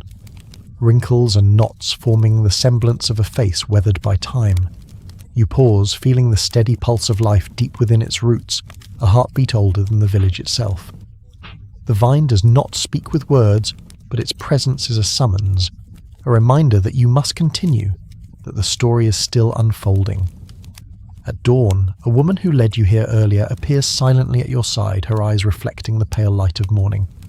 "You are leaving," she says softly, not questioning but accepting the inevitability. You nod. "I always do." She presses a small flask into your hand, its surface carved from bark and sealed with dark wax. "Wine from the oldest roots," she says, "for when you forget again." You accept the gift with reverence, pressing your forehead briefly to hers in a silent exchange, a moment of gratitude heavier than words. Back aboard your boat, the shore recedes, and the vast sea opens before you once more. The first light of morning paints the sky in delicate pastels, the water calm as glass, reflecting a world waking from sleep. The flask of ancient wine lies near your hand, a tangible memory of the village, the feast, and the lessons you carry forward. You hum softly as the wind fills your sails, a slow and steady sound like a whispered promise. The journey continues, endless and unfolding. But for now, you sail with the quiet assurance that even gods can learn, and that sometimes the greatest power lies in simply listening. Section 12. The horizon stretches wide before you, a vast canvas where the sea meets the sky in a seamless dance of light and colour. Your boat drifts steadily on the calm waters, each gentle wave rocking you like a cradle in a timeless lullaby. The flask of wine, gifted by the woman from the village, is nestled securely beside you, its weight grounding you in the midst of this endless blue expanse. You trace your fingers lightly over its carved surface, feeling the grooves and patterns, as if the vessel itself holds stories waiting to be told. The cool morning air carries a fresh promise, a blend of salty sea breeze mingled with wild herbs you can almost taste. As dawn spills softly over the horizon, the sky shifts from inky black to hues of violet, then soft pink and gold. The sun's first rays catch the ripples on the water, turning them into a shimmering tapestry of light. You close your eyes for a moment, breathing deeply, savouring this fragile peace before the day fully awakens. The scent of salt water, mingled with a faint trace of pine from the nearby land, fills your nostrils, transporting you to memories of places past and yet to come. Ahead, the coastline begins to take shape, wild and untamed. Jagged cliffs rise like ancient fortresses, their faces carved by centuries of wind and wave. Dense forests cling to the slopes, the dark green of pine and cypress trees standing out sharply against the pale stone. Hidden among the rocks are caves, dark and mysterious, places where shadows seem to hold secrets whispered long ago. You imagine the old stories tied to these places, tales of gods who once walked the earth disguised as men, of mortals who glimpsed the divine and never quite saw the world the same way again. Stepping onto the shore, the ground crunches beneath your feet, dry leaves and scattered shells mixing in a rough mosaic. The earth smells rich and alive, a mixture of warm soil, crushed herbs, and the faint smoky scent of distant fires. As you walk deeper into the settlement, you notice the villagers preparing for a festival. Their movements are purposeful and rhythmic, hands hanging bunches of ivy and grape leaves around a stone altar set beneath an ancient oak tree. The altar is draped with cloth dyed a deep purple, the colour of ripe grapes and twilight skies. Bowls of fruit, jars of honey, and vessels of wine sit ready as offerings. The people here wear expressions of eager anticipation. Men and women alike braid ivy into their hair and around their wrists, their faces painted with streaks of white and red, symbolic marks that seem to link them to the earth and the gods alike. Children dart between the adults, their laughter light and carefree, carrying small branches and flowers to decorate the space. The atmosphere hums with an energy that is both sacred and joyful, as if the entire community is holding its breath for something extraordinary to unfold. You feel a strange mix of reverence and familiarity. They do not simply see you as a distant deity. They recognize the chaos and celebration you embody, the fine line between madness and joy. As you step closer to the altar, an elder woman meets your gaze. Her eyes are sharp, yet kind, reflecting years of wisdom and faith. She bows slightly and speaks, her voice steady but warm. Tonight, we honor you, not just as a god of wine and revelry, but as a force that shapes our lives, our stories, and our hearts. The festival begins with music, a slow, haunting melody played on flutes and lyres. Voices rise in song, weaving ancient hymns that tell of your travels, your gifts, your struggles. The villagers join in, their voices layered like the folds of a tapestry, creating a sound that is both earthbound and otherworldly. Dancers emerge, their bodies adorned with leaves and flowers, moving in wild, ecstatic circles that mirror the unpredictable nature of the vine. Their steps are deliberate yet free, a physical expression of the balance between control and abandon. You join the dance, your movements fluid and sure. The ivy in your hair seems to come alive, twisting and curling as if responding to the rhythm.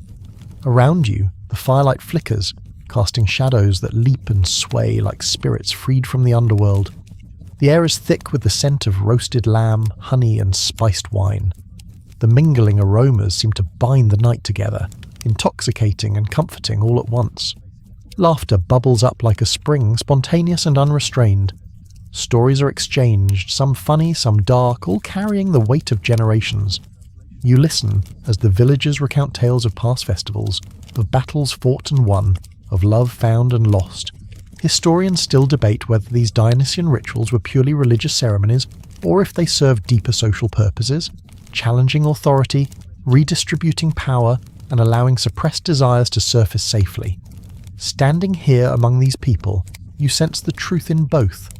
The festival is a space where the sacred and the social intertwine, where chaos is not feared but embraced as a vital force. As the night deepens, the stars unfurl like scattered diamonds across the velvet sky. The fire's glow softens, and the music slows to a gentle hum. Faces around you glow with warmth and exhaustion, eyes heavy but shining. Children curl up near their parents, lulled by the steady pulse of drums and whispered prayers. The village feels alive yet peaceful, as if the night itself is holding a collective breath. You step away from the circle, wandering to the edge of the gathering where the wild grapevines climb over ancient stones. The thick, twisting trunks remind you of time itself, gnarled, resilient, full of hidden life. You run your fingers over the bark, feeling the rough texture, sensing the slow pulse of sap beneath. It is a living testament to endurance and transformation, much like your own story. A quiet moment settles over you. The festival, the stories, the dance, all seem suspended in a fragile bubble of time. You know the road ahead will call again, with new challenges and unknown horizons. Yet here, in this small, wild corner of the world, you find a rare stillness, a fleeting glimpse of belonging. As dawn nears, the elder woman returns, her footsteps soft on the earth. She holds out a small carved flask, filled with wine from the oldest vines in the village. For when the journey weighs heavy, she says simply. You accept the gift with a nod, feeling a warmth that isn't just from the wine. It is a symbol, a bridge between the divine and the human, a promise that even gods can find moments of grace. Back on your boat, the shore slips away behind you, and the vast sea opens once more. The wind catches the sails, and you feel yourself moving forward, carried by forces both seen and unseen. The journey continues, endless and unfolding, but for now you sail with a quiet certainty that some gifts, like the vine, like the wine, like the stories, are eternal. You lean back, watching the sky bloom with morning light, the world waking in slow, beautiful rhythms. The flask rests near your hand, a talisman against forgetfulness. You hum softly, a melody older than time itself, a whispered prayer to the gods and mortals alike. The sea is vast and endless, but so too is the journey of the vine, twisting, climbing, bursting with life. And so are you. Section 13. The dawn's light softens the edges of the world as you set sail once again, the open sea stretching endlessly in all directions like a vast liquid desert. Your boat cuts through the gentle waves, the sound of water brushing against the hull a steady heartbeat beneath the rising sun. The flask of village wine lies close, a warm reminder of the people who welcomed you with their songs and stories, their wild dances and sacred rituals. The air is thick with salt and promise, a delicate tension between calm and motion that mirrors the restless spirit within you. Ahead, the coastline curves and shifts, revealing hidden coves and rocky outcrops where ancient trees cling stubbornly to the cliffs, their twisted branches silhouetted against the brightening sky. You step ashore at a small harbour town where fishermen haul nets heavy with the morning's catch, their hands rough and smelling of brine. The streets are narrow and winding, lined with whitewashed houses whose bright blue shutters gleam in the sunlight. The smell of fresh bread and roasting fish drifts through the air, mingling with the distant clatter of market stalls being set up for the day. Villagers eye you with a mixture of curiosity and respect, whispering stories of the god who sails with ivy in his hair. Children gather shyly, their eyes wide and sparkling with wonder as they watch your every move. An old man approaches, his weathered face breaking into a slow smile. "You bring the vine's blessing, don't you?" he asks, voice rough but kind. You nod, offering a quiet smile in return. "I bring what the vine teaches, joy and sorrow, madness and wisdom." The town is alive with preparations for another festival, this one to celebrate the harvest and honour the spirits of the land and sea. Long tables are laid out in the town square, laden with fruits, cheeses, and freshly baked breads. Lanterns hang from tree branches, ready to cast their warm glow when night falls. Musicians tune their instruments, a soft hum of flutes and drums that promises an evening filled with music and dance. As the sun climbs higher, you wander through the bustling market, watching as merchants haggle over olives, spices, and woven cloth. The scents, colours, and sounds form a vivid tapestry that pulls you deeper into the rhythm of the place. You pause at a stall selling honeycombs glistening with golden sweetness. remembering tales of bees sacred to the gods, messengers between worlds. Historians still argue whether Dionysus's cult spread primarily through trade routes or by way of wandering followers carrying sacred rites in their hearts. Here, surrounded by the vibrant pulse of commerce and community, you glimpse how both paths weave together, how the vine's influence is as much about connection as it is about celebration. Evening descends like a soft cloak and the festival begins. The town square fills with voices lifted in song, the beat of drums syncing with the pounding of hearts. Dancers whirl in circles, their feet kicking up dust as they move with wild abandon. Firelight flickers against stone walls, casting shadows that leap and shimmer like spirits freed from their cages. You join the revelry, your presence igniting a spark among the crowd. The ivy crown on your head seems to pulse with life, entwining you with the ancient rhythms of the earth and sea. The boundaries between god and mortal blur as laughter and music rise into the night air, carrying with them the eternal promise of the vine, joy, madness, and the sweet fleeting taste of freedom.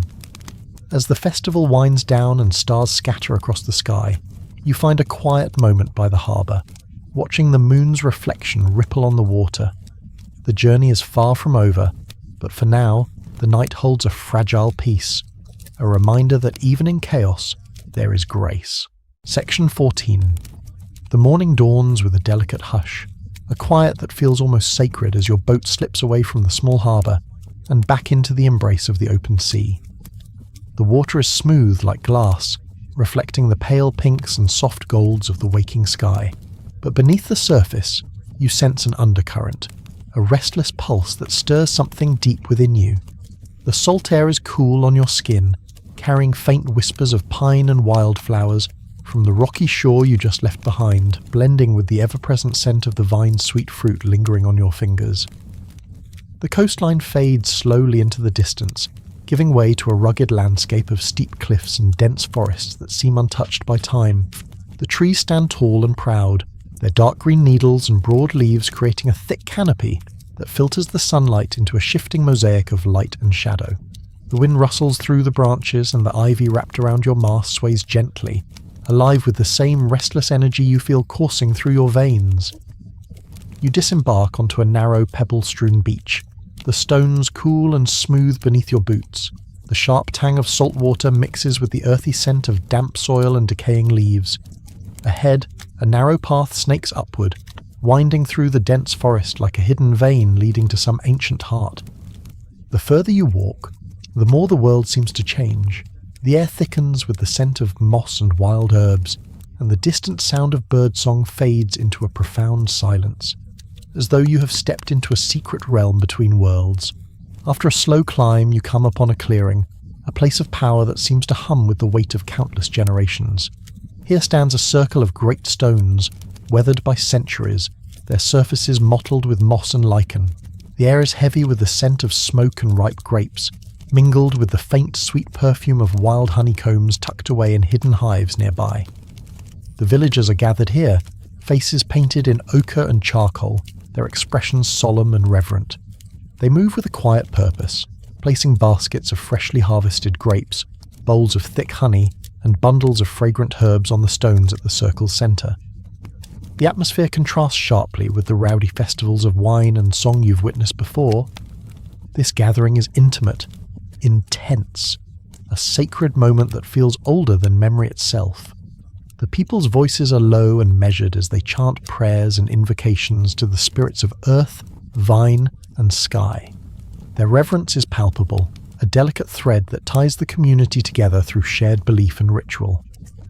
An elder woman steps forward, her hair streaked with silver and her eyes bright with the wisdom of many winters.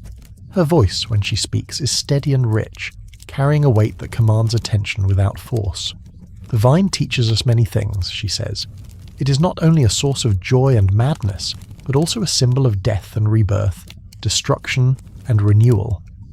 We are reminded that life is a cycle, fragile and fierce, fleeting and eternal. You nod slowly, feeling the truth of her words resonate deep inside.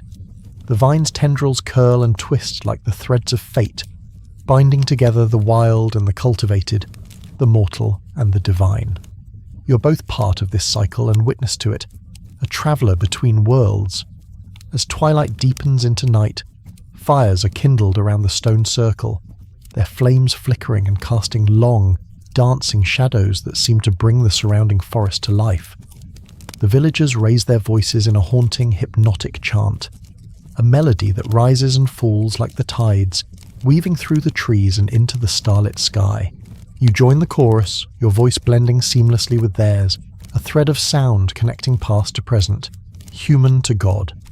The forest seems to breathe with you, alive and watchful, ancient and eternal. Historians still debate whether these secretive, mystical rites were widespread or confined to small groups of initiates hidden from prying eyes. But here, amid the scent of burning wood and the murmurs of the earth, you understand their power, how these rituals tap into something primal, something essential to the human soul's need to reach beyond the mundane. The night deepens, the stars scattered like sparks across the velvet blackness, and the fires burn low. The villagers disperse quietly, their faces soft with exhaustion and peace. You linger in the clearing, your hand tracing the rough surface of one of the great stones, feeling a pulse beneath the moss that seems to echo the beating of your own heart. The forest around you is alive with subtle sounds, the rustle of leaves, the distant call of an owl, the soft scurry of unseen creatures. The ivy still clings to your boat's mast, a reminder of the wild, untamed forces that run through you and the world alike. As dawn begins to pale the sky, you make your way back down the path, the forest lightening and the first birdsong heralding the new day. Returning to your boat, you carry with you the weight of what you have witnessed, the deeper mysteries behind the vine's wild celebrations, the sacred cycles of death and rebirth, and the fragile, fierce beauty of transformation. The sea welcomes you back with a gentle swell, the horizon brightening into a promise of new journeys and stories yet to unfold. You settle into your seat, the flask of honey-sweetened wine at your side, and feel the endless rhythm of the waves beneath you. The path ahead is long and winding, but for now, the moment holds, a quiet peace beneath the boundless sky. And so you sail onward, a traveller between worlds, carried by the eternal vine that twists and climbs through time and memory, life and myth. Section 15. The morning light fades gently into a warm, golden noon as your boat drifts steadily through the calm waters. The sea around you shimmers like a living mirror, catching and fracturing the sunlight into 1,000 dancing shards of brightness. The gentle splash of waves against the hull is the only sound accompanying you, a steady rhythm like a heartbeat, slow and steady. The ivy wrapped around your mast sways in the breeze, its verdant tendrils curling and stretching as if alive, pulsating with a quiet energy that matches the thrill stirring deep within your chest. As you sail forward, your eyes scan the horizon where the wild coastline begins to emerge, rugged cliffs rising sharply from the sea, crowned with thick forests that seem to pulse with ancient life.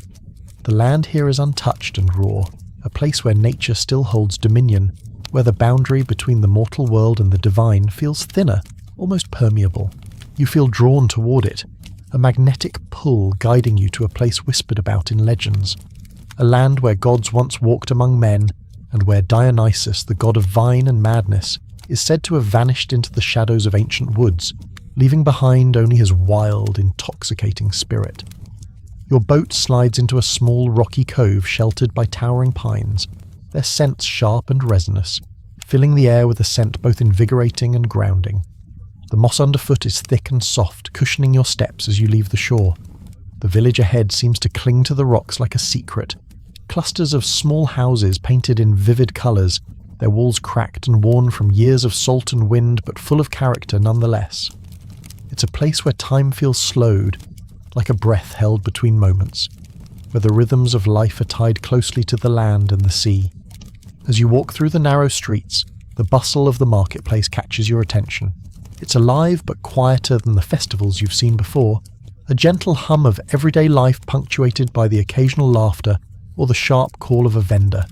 Stalls display their treasures, hand-woven baskets, fresh herbs still glistening with morning dew, plump olives and ripe figs arranged like jewels, and earthenware jugs of wine that promise the heady sweetness of the grape's wild gift. The smell of baking bread mingles with the salty sea air, creating a warm, inviting atmosphere. A A crowd gathers near one stall, drawn by a storyteller whose voice rises and falls like the tides. He recounts tales of Dionysus's exploits, of his wild escapades through the forests, the madness he brought to kings and peasants alike, and the vine that he planted which would grow to entwine the hearts of mortals forever. His words are vivid, alive, full of the joy and chaos that the god embodies. Children listen wide-eyed, while elders nod knowingly, their faces etched with the wisdom of generations. Here, in this place, history and myth blur into one seamless tapestry. Scholars still debate whether Dionysus was primarily a god of wine and ecstatic frenzy, or a more profound symbol of nature's unpredictable, sometimes violent, but always vital power. You sense that neither view is entirely right nor wrong. Dionysus is both the joyful celebration and the terrifying madness, the life-giving vine, and the wild, untamable force beneath civilization's surface. As the afternoon wanes and the sun dips toward the horizon, the village begins preparations for a different kind of celebration, a quiet, intimate ritual that contrasts with the raucous festivals you've witnessed before. Lanterns carved from hollowed gourds and delicate glass globes are hung from tree branches, their soft, flickering light promising warmth and mystery as the twilight deepens. The villagers gather in a circle on the open village green, hands joined tightly, faces uplifted in solemn anticipation. A hush falls over the crowd, broken only by the slow, steady beating of drums that seem to echo the heartbeat of the earth itself. The villagers begin to chant, a low rhythmic hymn to the earth, the sea, the sky, and of course the vine. Their voices rise and fall in a pattern that feels ancient, a song carried on the winds of countless generations. You join them, your voice blending with theirs, becoming a thread woven into the fabric of this shared human experience. Around the circle, the firelight flickers and dances, throwing tall, shifting shadows that leap across faces and trees alike. The ivy in your hair seems to glow faintly in the firelight, its presence a tangible connection to the god whose wild spirit infuses this night. The line between mortal and divine feels blurred, as if for a brief moment you stand not alone but as part of something greater, a living thread in the endless tapestry of life and myth. The chant grows louder, more urgent, and the air feels charged with an electric thrill. You feel the pulse of Dionysus's blessing, wild, fierce, joyous, and yet tempered by an underlying wisdom, a quiet understanding of the cycles of life, death, and rebirth that the vine represents. The moment feels suspended in time, delicate and precious, a reminder of the fragile balance between order and chaos, joy and madness. When the ceremony finally winds down, the villagers slowly release their hands, their faces softened with peace and fulfillment. The embers glow softly, and the night sky above is a vast canvas of stars, unbroken and infinite.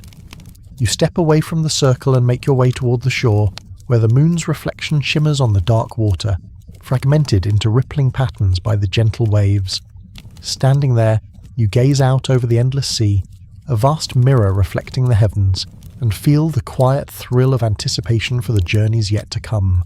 The god's wild spirit lingers in the air, a promise of stories waiting to unfold, mysteries to explore, and the eternal dance between joy and madness, freedom and fate. You settle back onto your boat, the cool night air wrapping around you like a soft blanket. The waves gently rock you, steady and sure, carrying you forward toward horizons unknown. The ivy's tendrils curl in the breeze, whispering secrets of the vine's endless cycle, growth, decay, and rebirth, echoing the wild, untamable spirit of Dionysus himself. And so you sail onward, cradled by the sea and sky, a traveller between worlds, forever entwined with the myth and magic of the vine. Section 16. The sun begins its slow descent, spilling molten gold and fiery oranges across the restless sea. The horizon stretches endlessly before you, a vast, shimmering ribbon that separates the world you know from one full of untold mysteries and whispered secrets.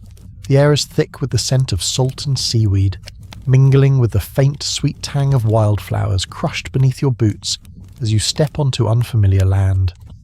The ivy that clings to your mast sways gently in the breeze, as if sharing in your anticipation of what lies ahead. You approach a small, isolated island that appears almost as if it has risen straight from the depths, a jagged silhouette carved by wind and wave, shrouded in a thin veil of mist. The shoreline is rocky and uneven, sharp cliffs rising abruptly from dark waters, their edges jagged like the teeth of some ancient sea creature. The ground beneath your feet is a mixture of coarse sand, scattered shells, and tangled seaweed, all glistening faintly in the fading light, as if sprinkled with stardust. This island carries a reputation steeped in legend. Once, long ago, it was said to be the solitary refuge of a hermit priest devoted entirely to Dionysus, the wild god of wine and madness. This priest was rumoured to be the keeper of secret rites and ancient wisdom, guarding knowledge that the wider world had long forgotten, or perhaps was never meant to know. Stories whispered by sailors and villagers alike tell of ceremonies held beneath moonlight, where the boundaries between the mortal realm and the divine blurred, and where the transformation of body and spirit was both feared and revered. The remains of a small stone temple stand near the island's heart, weathered by centuries of storms and salt air. Moss and creeping ivy crawl across its cracked walls, softening the jagged edges of the stone and wrapping the ruins in a quiet green embrace. The air here is thick with a solemn stillness that seems to pulse with the echoes of long-lost prayers and wild celebrations. Carved reliefs on the temple's stones depict scenes of transformation and frenzy, figures morphing into twisting vines, wine spilling like blood, faces contorted with ecstasy and madness. These images seem to breathe, alive with the spirit of Dionysus himself, reminding you that this place was once a crossroads of sacred and profane. As you wander through the ruins, your fingers tracing the faded carvings, you feel a strange energy under your skin. It's as though the very stones hum with a power that defies time, a pulse that reaches into your bones and stirs something primal. The wind whispers through the trees surrounding the temple, carrying with it the soft sounds of hidden wildlife. An owl's distant call, the rustle of leaves as small creatures scurry unseen. It is a place suspended between worlds, where the wildness of nature and the sacredness of faith intertwine in a delicate balance. The day fades into night with a gentle hush. You gather some dry wood and kindle a small fire within the temple's ruined interior, the flickering flames casting long dancing shadows on the ancient stones. The warm glow reveals more of the carvings, each one seeming to tell a fragment of a larger story, of joy and madness, of destruction and rebirth, of the eternal dance between chaos and order. You collect some herbs nearby, sage, rosemary, and a darker, more intoxicating scent whose name you do not know, and toss them into the fire. The fragrant smoke curls upward, mingling with the salty night air and carrying with it the sacred essence of this forgotten sanctuary. You take a deep breath and sip from your flask, the honeyed wine warming your throat and settling into your belly like a liquid sun. This sweet, heady nectar is more than just a drink. It is a link to countless others who, like you, have sought connection with the divine through the vine. The warmth spreads through your body, loosening the edges of your thoughts and allowing your mind to drift into the realm of dreams and memory. In this solitary moment, you feel the weight of history pressing gently against your soul. A reminder that even in isolation, the spirit of Dionysus endures, wild and unyielding. The god's presence seems to seep into the very earth beneath you, into the ivy curling against your skin, into the night sky that stretches vast and unbroken above. You are both alone and profoundly connected, a single thread woven into the endless tapestry of myth and life. Scholars and historians still debate whether isolated cults such as this were rare sanctuaries for a handful of devoted souls, or whether they represented a widespread spiritual phenomenon lost to mainstream history. But here, beneath the stars and surrounded by the whispering forest, their existence feels undeniable. You understand why the god's followers might have chosen such places, to escape the constraints of civilization, to revel in the wild freedom that Dionysus embodies, and to seek transformation in the shadows far from prying eyes. As your fire burns low, the night deepens. The stars overhead burn bright, constellations twinkling like ancient stories written in light, their shapes echoing myths and legends you have heard and lived. The ivy's tendrils brush softly against your skin, a gentle reminder of the vine's endless cycle. Growth, decay, rebirth, and of the eternal wildness that courses through both nature and human spirit.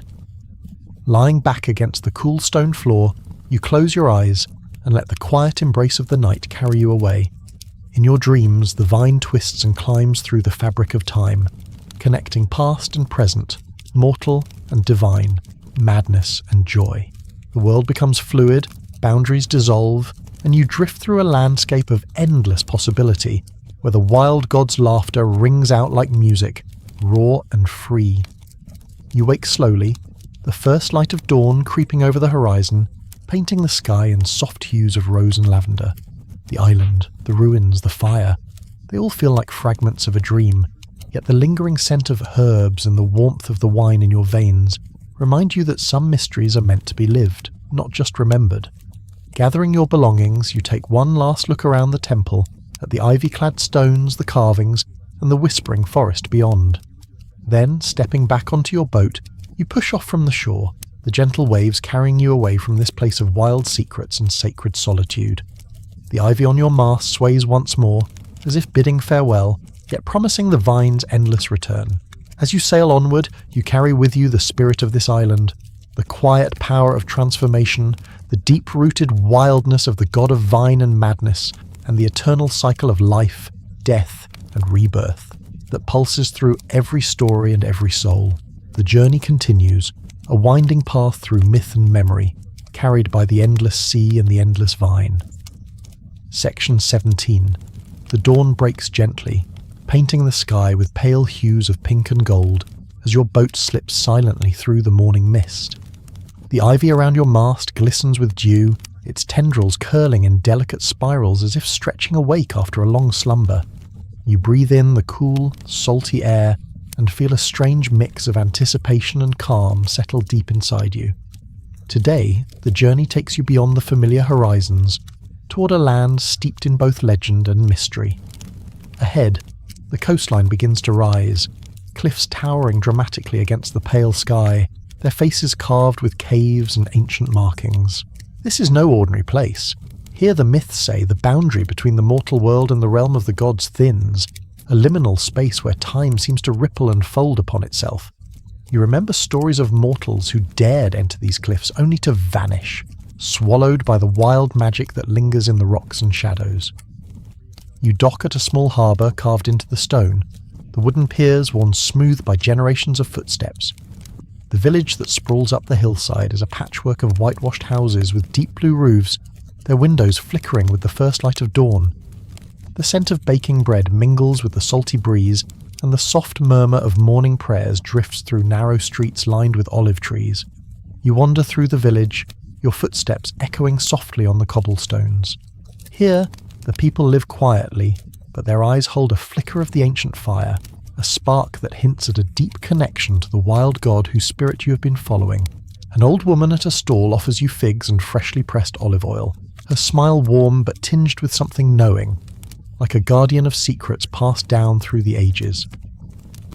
In the village square, a group of musicians tune their instruments, preparing for a festival that honours Dionysus's return each year. The air hums with expectancy. You watch as dancers begin to gather, their bodies already moving in rhythms older than memory, swaying and spinning with an energy that feels at once joyful and terrifying. This is not merely a celebration, but a sacred reenactment of the god's power, an ecstatic surrender to the wild forces that lie beneath the surface of civilized life. As the sun climbs higher, you find yourself drawn to a nearby grove where ancient vines twist around gnarled trees. Their thick leaves rustle softly, casting dappled shadows on the earth below. The vines bear fruit, clusters of heavy grapes that seem to pulse with an almost supernatural sweetness. You pluck a grape and taste it. The juice explodes on your tongue with a heady rush of flavour, a burst of sunlight and earth and rain all mingled into one. Here, the vine is not just a plant but a living symbol, a conduit for the god's presence. Scholars still debate whether Dionysus was originally a fertility deity tied to the cycles of nature, or a more abstract embodiment of human ecstasy and madness. Standing in this grove, you feel the ambiguity dissolve. The vine and the god are one and the same, both wild and tender, destructive and life-giving. The festival begins with a procession winding through the village, the air thick with incense and song. You join the throng, moving as part of a living tapestry of sound and movement. Faces painted with wild colours, laughter spilling freely, the pounding of drums beneath your feet. It's an immersive plunge into a world where the ordinary rules are suspended, replaced by the raw, primal energy of celebration. Hours pass like moments as day slips into twilight. Lanterns flicker to life, their soft glow mingling with the fading light of the sky. The dancers grow more frenetic, their movements weaving between joy and frenzy, control and abandon. The ivy on your mast seems to pulse with the beat, alive with the god's own rhythm, and then, just as the festival reaches its peak, the music abruptly stops. Silence descends like a velvet curtain. In that stillness, you feel the weight of the god's gaze, a presence both benevolent and terrifying. You understand then that Dionysus is not merely a bringer of wine and joy, but a reminder of the fragile edge where order gives way to chaos, where the familiar world cracks open to reveal the wild unknown. As night deepens, the villagers light a great bonfire at the centre of the square. Flames leap skyward, casting flickering shadows that dance with the ivy's curling tendrils. You watch, breath held, as the fire consumes the last remnants of the day, a symbol of death and renewal, destruction and rebirth. The eternal cycle that the god embodies. When the flames finally dwindle to glowing embers, the crowd disperses slowly, the wild energy settling into a gentle quiet. You find a place by the shore, the cool night breeze carrying the scent of salt and smoke. The ivy's tendrils brush softly against your skin, a quiet comfort after the wildness of the day. You lie back, gazing up at the stars, feeling the pulse of the vine in your veins and the god's wild spirit lingering just beyond the edge of sleep. Tomorrow the journey continues, a winding path through myth, madness, and the endless dance of vine and soul. Section 18. The morning light filters softly through a veil of mist as your boat nudges away from the harbour, leaving the festival's lingering echoes behind like a dream fading at dawn. The ivy on your mast glows faintly with dew, its green tendrils catching the breeze as you set your course toward the next chapter of Dionysus's tangled story. A tale where joy and sorrow, revelry and regret intertwine in unexpected ways. Your destination lies on a rugged peninsula known as the Weeping Cliffs, named not for the tears of gods or mortals but for the way rainwater trickles down the sheer rock faces in endless shimmering streams. Locals whisper of an ancient tragedy tied to these cliffs, a story woven into the landscape itself, carried on the winds and the waves. They say that here, Dionysus's divine gift of wine once met with human frailty, and the consequences were as wild and unpredictable as the god's own spirit. As your boat draws near, the cliffs loom high and foreboding, their surfaces streaked with moss and lichen, the rainwater carving delicate patterns like tears frozen in stone. The air is heavy with the scent of wet earth and salt mingling with the faint aroma of crushed grapes and distant pine. You step onto the rocky shore, your boots crunching softly on pebbles smoothed by time and tide. The peninsula is a place of contrasts, sharp edges softened by wildflowers, storm-battered rocks surrounded by tranquil coves. You walk along narrow paths that wind through dense thickets of grapevines, their leaves glossy and alive with dew. Here, the vine grows wild and free, no longer a cultivated symbol but a force of nature, untamed and relentless. Your guide through this landscape is an elderly man whose eyes shine with the knowledge of years spent listening to the land stories. He tells you the legend of Pentheus, the mortal king who dared defy Dionysus and paid a terrible price. The tale unfolds like a cautionary fable, a man blinded by pride and fear, unwilling to accept the god's power, who ultimately becomes a victim of his own stubbornness and the god's merciless wrath. You imagine Pentheus, standing defiant on these very cliffs, his heart pounding with disbelief and rage as the world around him spins into chaos. Historians still argue whether this story was a political allegory or a deeply spiritual warning, but its message echoes clearly. To deny the wild, to reject the vine's transformative power, is to invite ruin. As the day fades, you find a quiet spot where the cliffs meet the sea, watching waves crash against stone with relentless fury. The wind carries whispers of madness and ecstasy, a reminder that Dionysus's realm is not a gentle one. Here, the line between celebration and destruction blurs, and the vine's gift can be both a blessing and a curse. You light a small fire, its smoke rising into the cool evening air. From your flask, you sip a wine as dark and complex as the story itself, tasting notes of earth and fire, sweetness and bitterness intertwined. The ivy's tendrils brush against your arm, a soft, almost imperceptible reminder of the god's presence, watching and waiting. Night deepens, stars glittering cold and distant above. You close your eyes and let the sounds of the sea and the scent of the wild vine carry you into dreams where kings fall and gods laugh, where the line between man and myth fades like mist over the cliffs. Section 19. The evening sky stretches out like a vast velvet blanket above you, a deepening tapestry of purples and blues as your boat drifts quietly across calm waters. The gentle rocking motion lulls you into a near trance, the sound of water brushing softly against the hull, blending with the faint rustling of ivy leaves wrapped around your mast. This ivy, alive and twining, seems to pulse gently with the rhythms of the world around you, as if somehow aware of the stories yet to unfold on your journey. It's strange to think that a simple plant could carry so much weight, yet here it is, a living symbol of Dionysus's wild and tangled spirit. Your path leads toward Thebes, an ancient city steeped in myths that echo through time like distant thunder. This was once a place of immense power and ambition, where mortals dared to stand toe-to-toe with the gods themselves, often with catastrophic consequences. Now, Thebes lies in ruins, its broken pillars and crumbling statues cloaked in a thick embrace of creeping vines and wildflowers. But even in decay, the city hums with the energy of its stories, a testament to glory and tragedy woven tightly together, much like the ivy clutching the stones beneath your feet. You step onto the cracked pavement, your footsteps echoing softly through the empty streets. The air is heavy with the scent of damp earth and fermenting grapes, an intoxicating reminder of the city's enduring connection to Dionysus. The god's presence lingers here, palpable in the atmosphere, as if the very walls still whisper secrets of madness, revelry, and sorrow. This is where the dual nature of Dionysus, joyous liberator and terrifying punisher, comes alive in full colour. The tale of King Pentheus, the stubborn, proud ruler who refused to recognise Dionysus's divinity, resonates deeply within these ruins. You picture him striding through the city, eyes blazing with disbelief and scorn, unable or unwilling to accept the wild god's power. His fate, as gruesome as it is legendary, serves as a stark reminder of the dangers of hubris.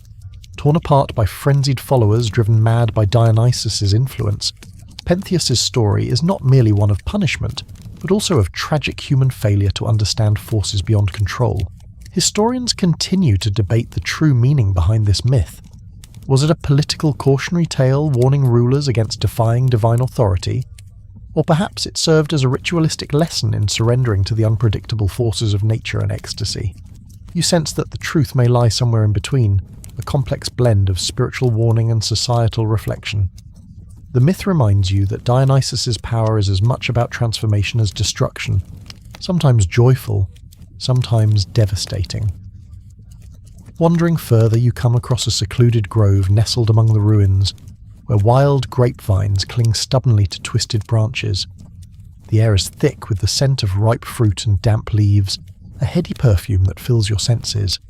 This grove once formed the heart of the Dionysian cult in Thebes, a sacred space where followers sought to commune with the god's ecstatic madness and mysterious energy.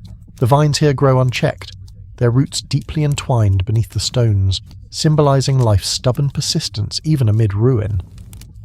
As twilight deepens, you join a small gathering of locals who honor Dionysus with quiet ceremonies. Their voices rise in soft chants, accompanied by the gentle beat of drums and the haunting melodies of pipes. The mood is both reverent and electric, a charged atmosphere that hints at the god's unpredictable spirit. Watching the dancers sway and the flicker of lantern light on their faces, you feel the fine line Dionysus treads between joyous celebration and wild abandon. The ivy around your mast seems to respond to the rhythm, its leaves shimmering faintly as if alive with the god's restless energy. You reflect on the duality embodied by Dionysus, how he represents both the intoxicating heights of joy and the sobering depths of regret. His story is a dance between light and shadow, freedom and consequence, madness and clarity. Night settles fully now, the stars wheeling overhead in a slow celestial dance. The cold light casts long, ghostly shadows across the ruins, a silent audience to the ancient drama played out beneath their gaze. You find a quiet place beneath a canopy of leaves, the ivy's cool tendrils brushing softly against your skin, grounding you in the present while your mind drifts through the labyrinth of myth. The vine's eternal cycle of growth, decay, and rebirth feels like a quiet hymn, a meditation on the resilience of life and story. Closing your eyes, you let the gentle night sounds envelop you, the distant call of an owl, the soft rustling of leaves, the steady rhythm of your own breath.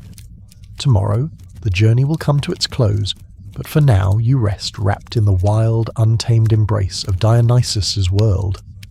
Section 20. The night air is cool and still, a soothing contrast to the whirlwind of stories that have carried you this far. The ivy on your mast glows faintly under the moonlight, a quiet reminder of the wild god's ever-present influence.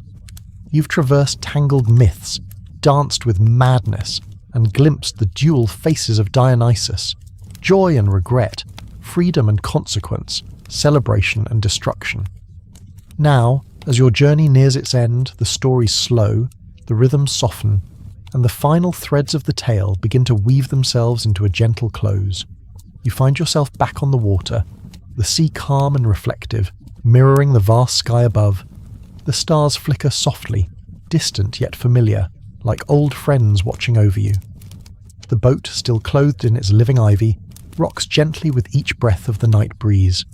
It feels less like a vessel and more like a living extension of the god's spirit, a bridge between worlds, carrying you toward peace. As you settle in, the story of Dionysus's journey comes full circle, a god born of both mortal and divine, whose power lies not just in wine or revelry, but in the profound transformation that comes from embracing the wild unknown within ourselves. His myth reminds us that life is a delicate balance of opposing forces, and that sometimes the greatest strength lies in surrender.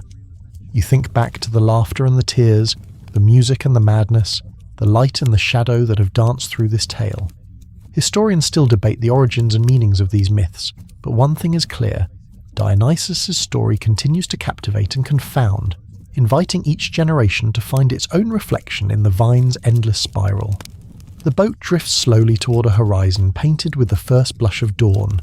The ivy's green tendrils sway softly, and you feel a quiet gratitude for the wild, tangled path that has brought you here. The world is waking up, filled with possibility, and you carry with you a touch of Dionysus's spirit, a reminder to embrace life's chaos and beauty, to find joy even in regret, and to keep dancing no matter what. Now, dim the lights, maybe turn on a fan for that soft background hum, and let's ease into tonight's journey together. As the final notes of this story fade into the gentle hush of night, you feel a calm settle over you. The wild energy of Dionysus, the god of wine, madness and transformation, slowly softens into a quiet whisper. You're not just a visitor to his world, you're part of it now, connected by the vine that winds through myth and memory. Breathe deeply. Feel the cool night air around you, the faint rustle of leaves, the distant call of the sea. Imagine the ivy's soft tendrils brushing lightly against your skin, a soothing touch that reminds you of the delicate balance between chaos and calm. The stories you've heard tonight are ancient but alive, their meaning shifting like shadows in candlelight. There's no rush to understand them fully. Instead, allow their mystery to settle gently in your mind. They are invitations to explore the wild parts of yourself, to find joy in unexpected places, and to accept that life's journey is often as tangled and unpredictable as the ivy on your mast. Now, close your eyes slowly, letting the night carry you deeper into rest. The vines will keep growing, the stars will keep shining, and the spirit of Dionysus will dance quietly in the background of your dreams.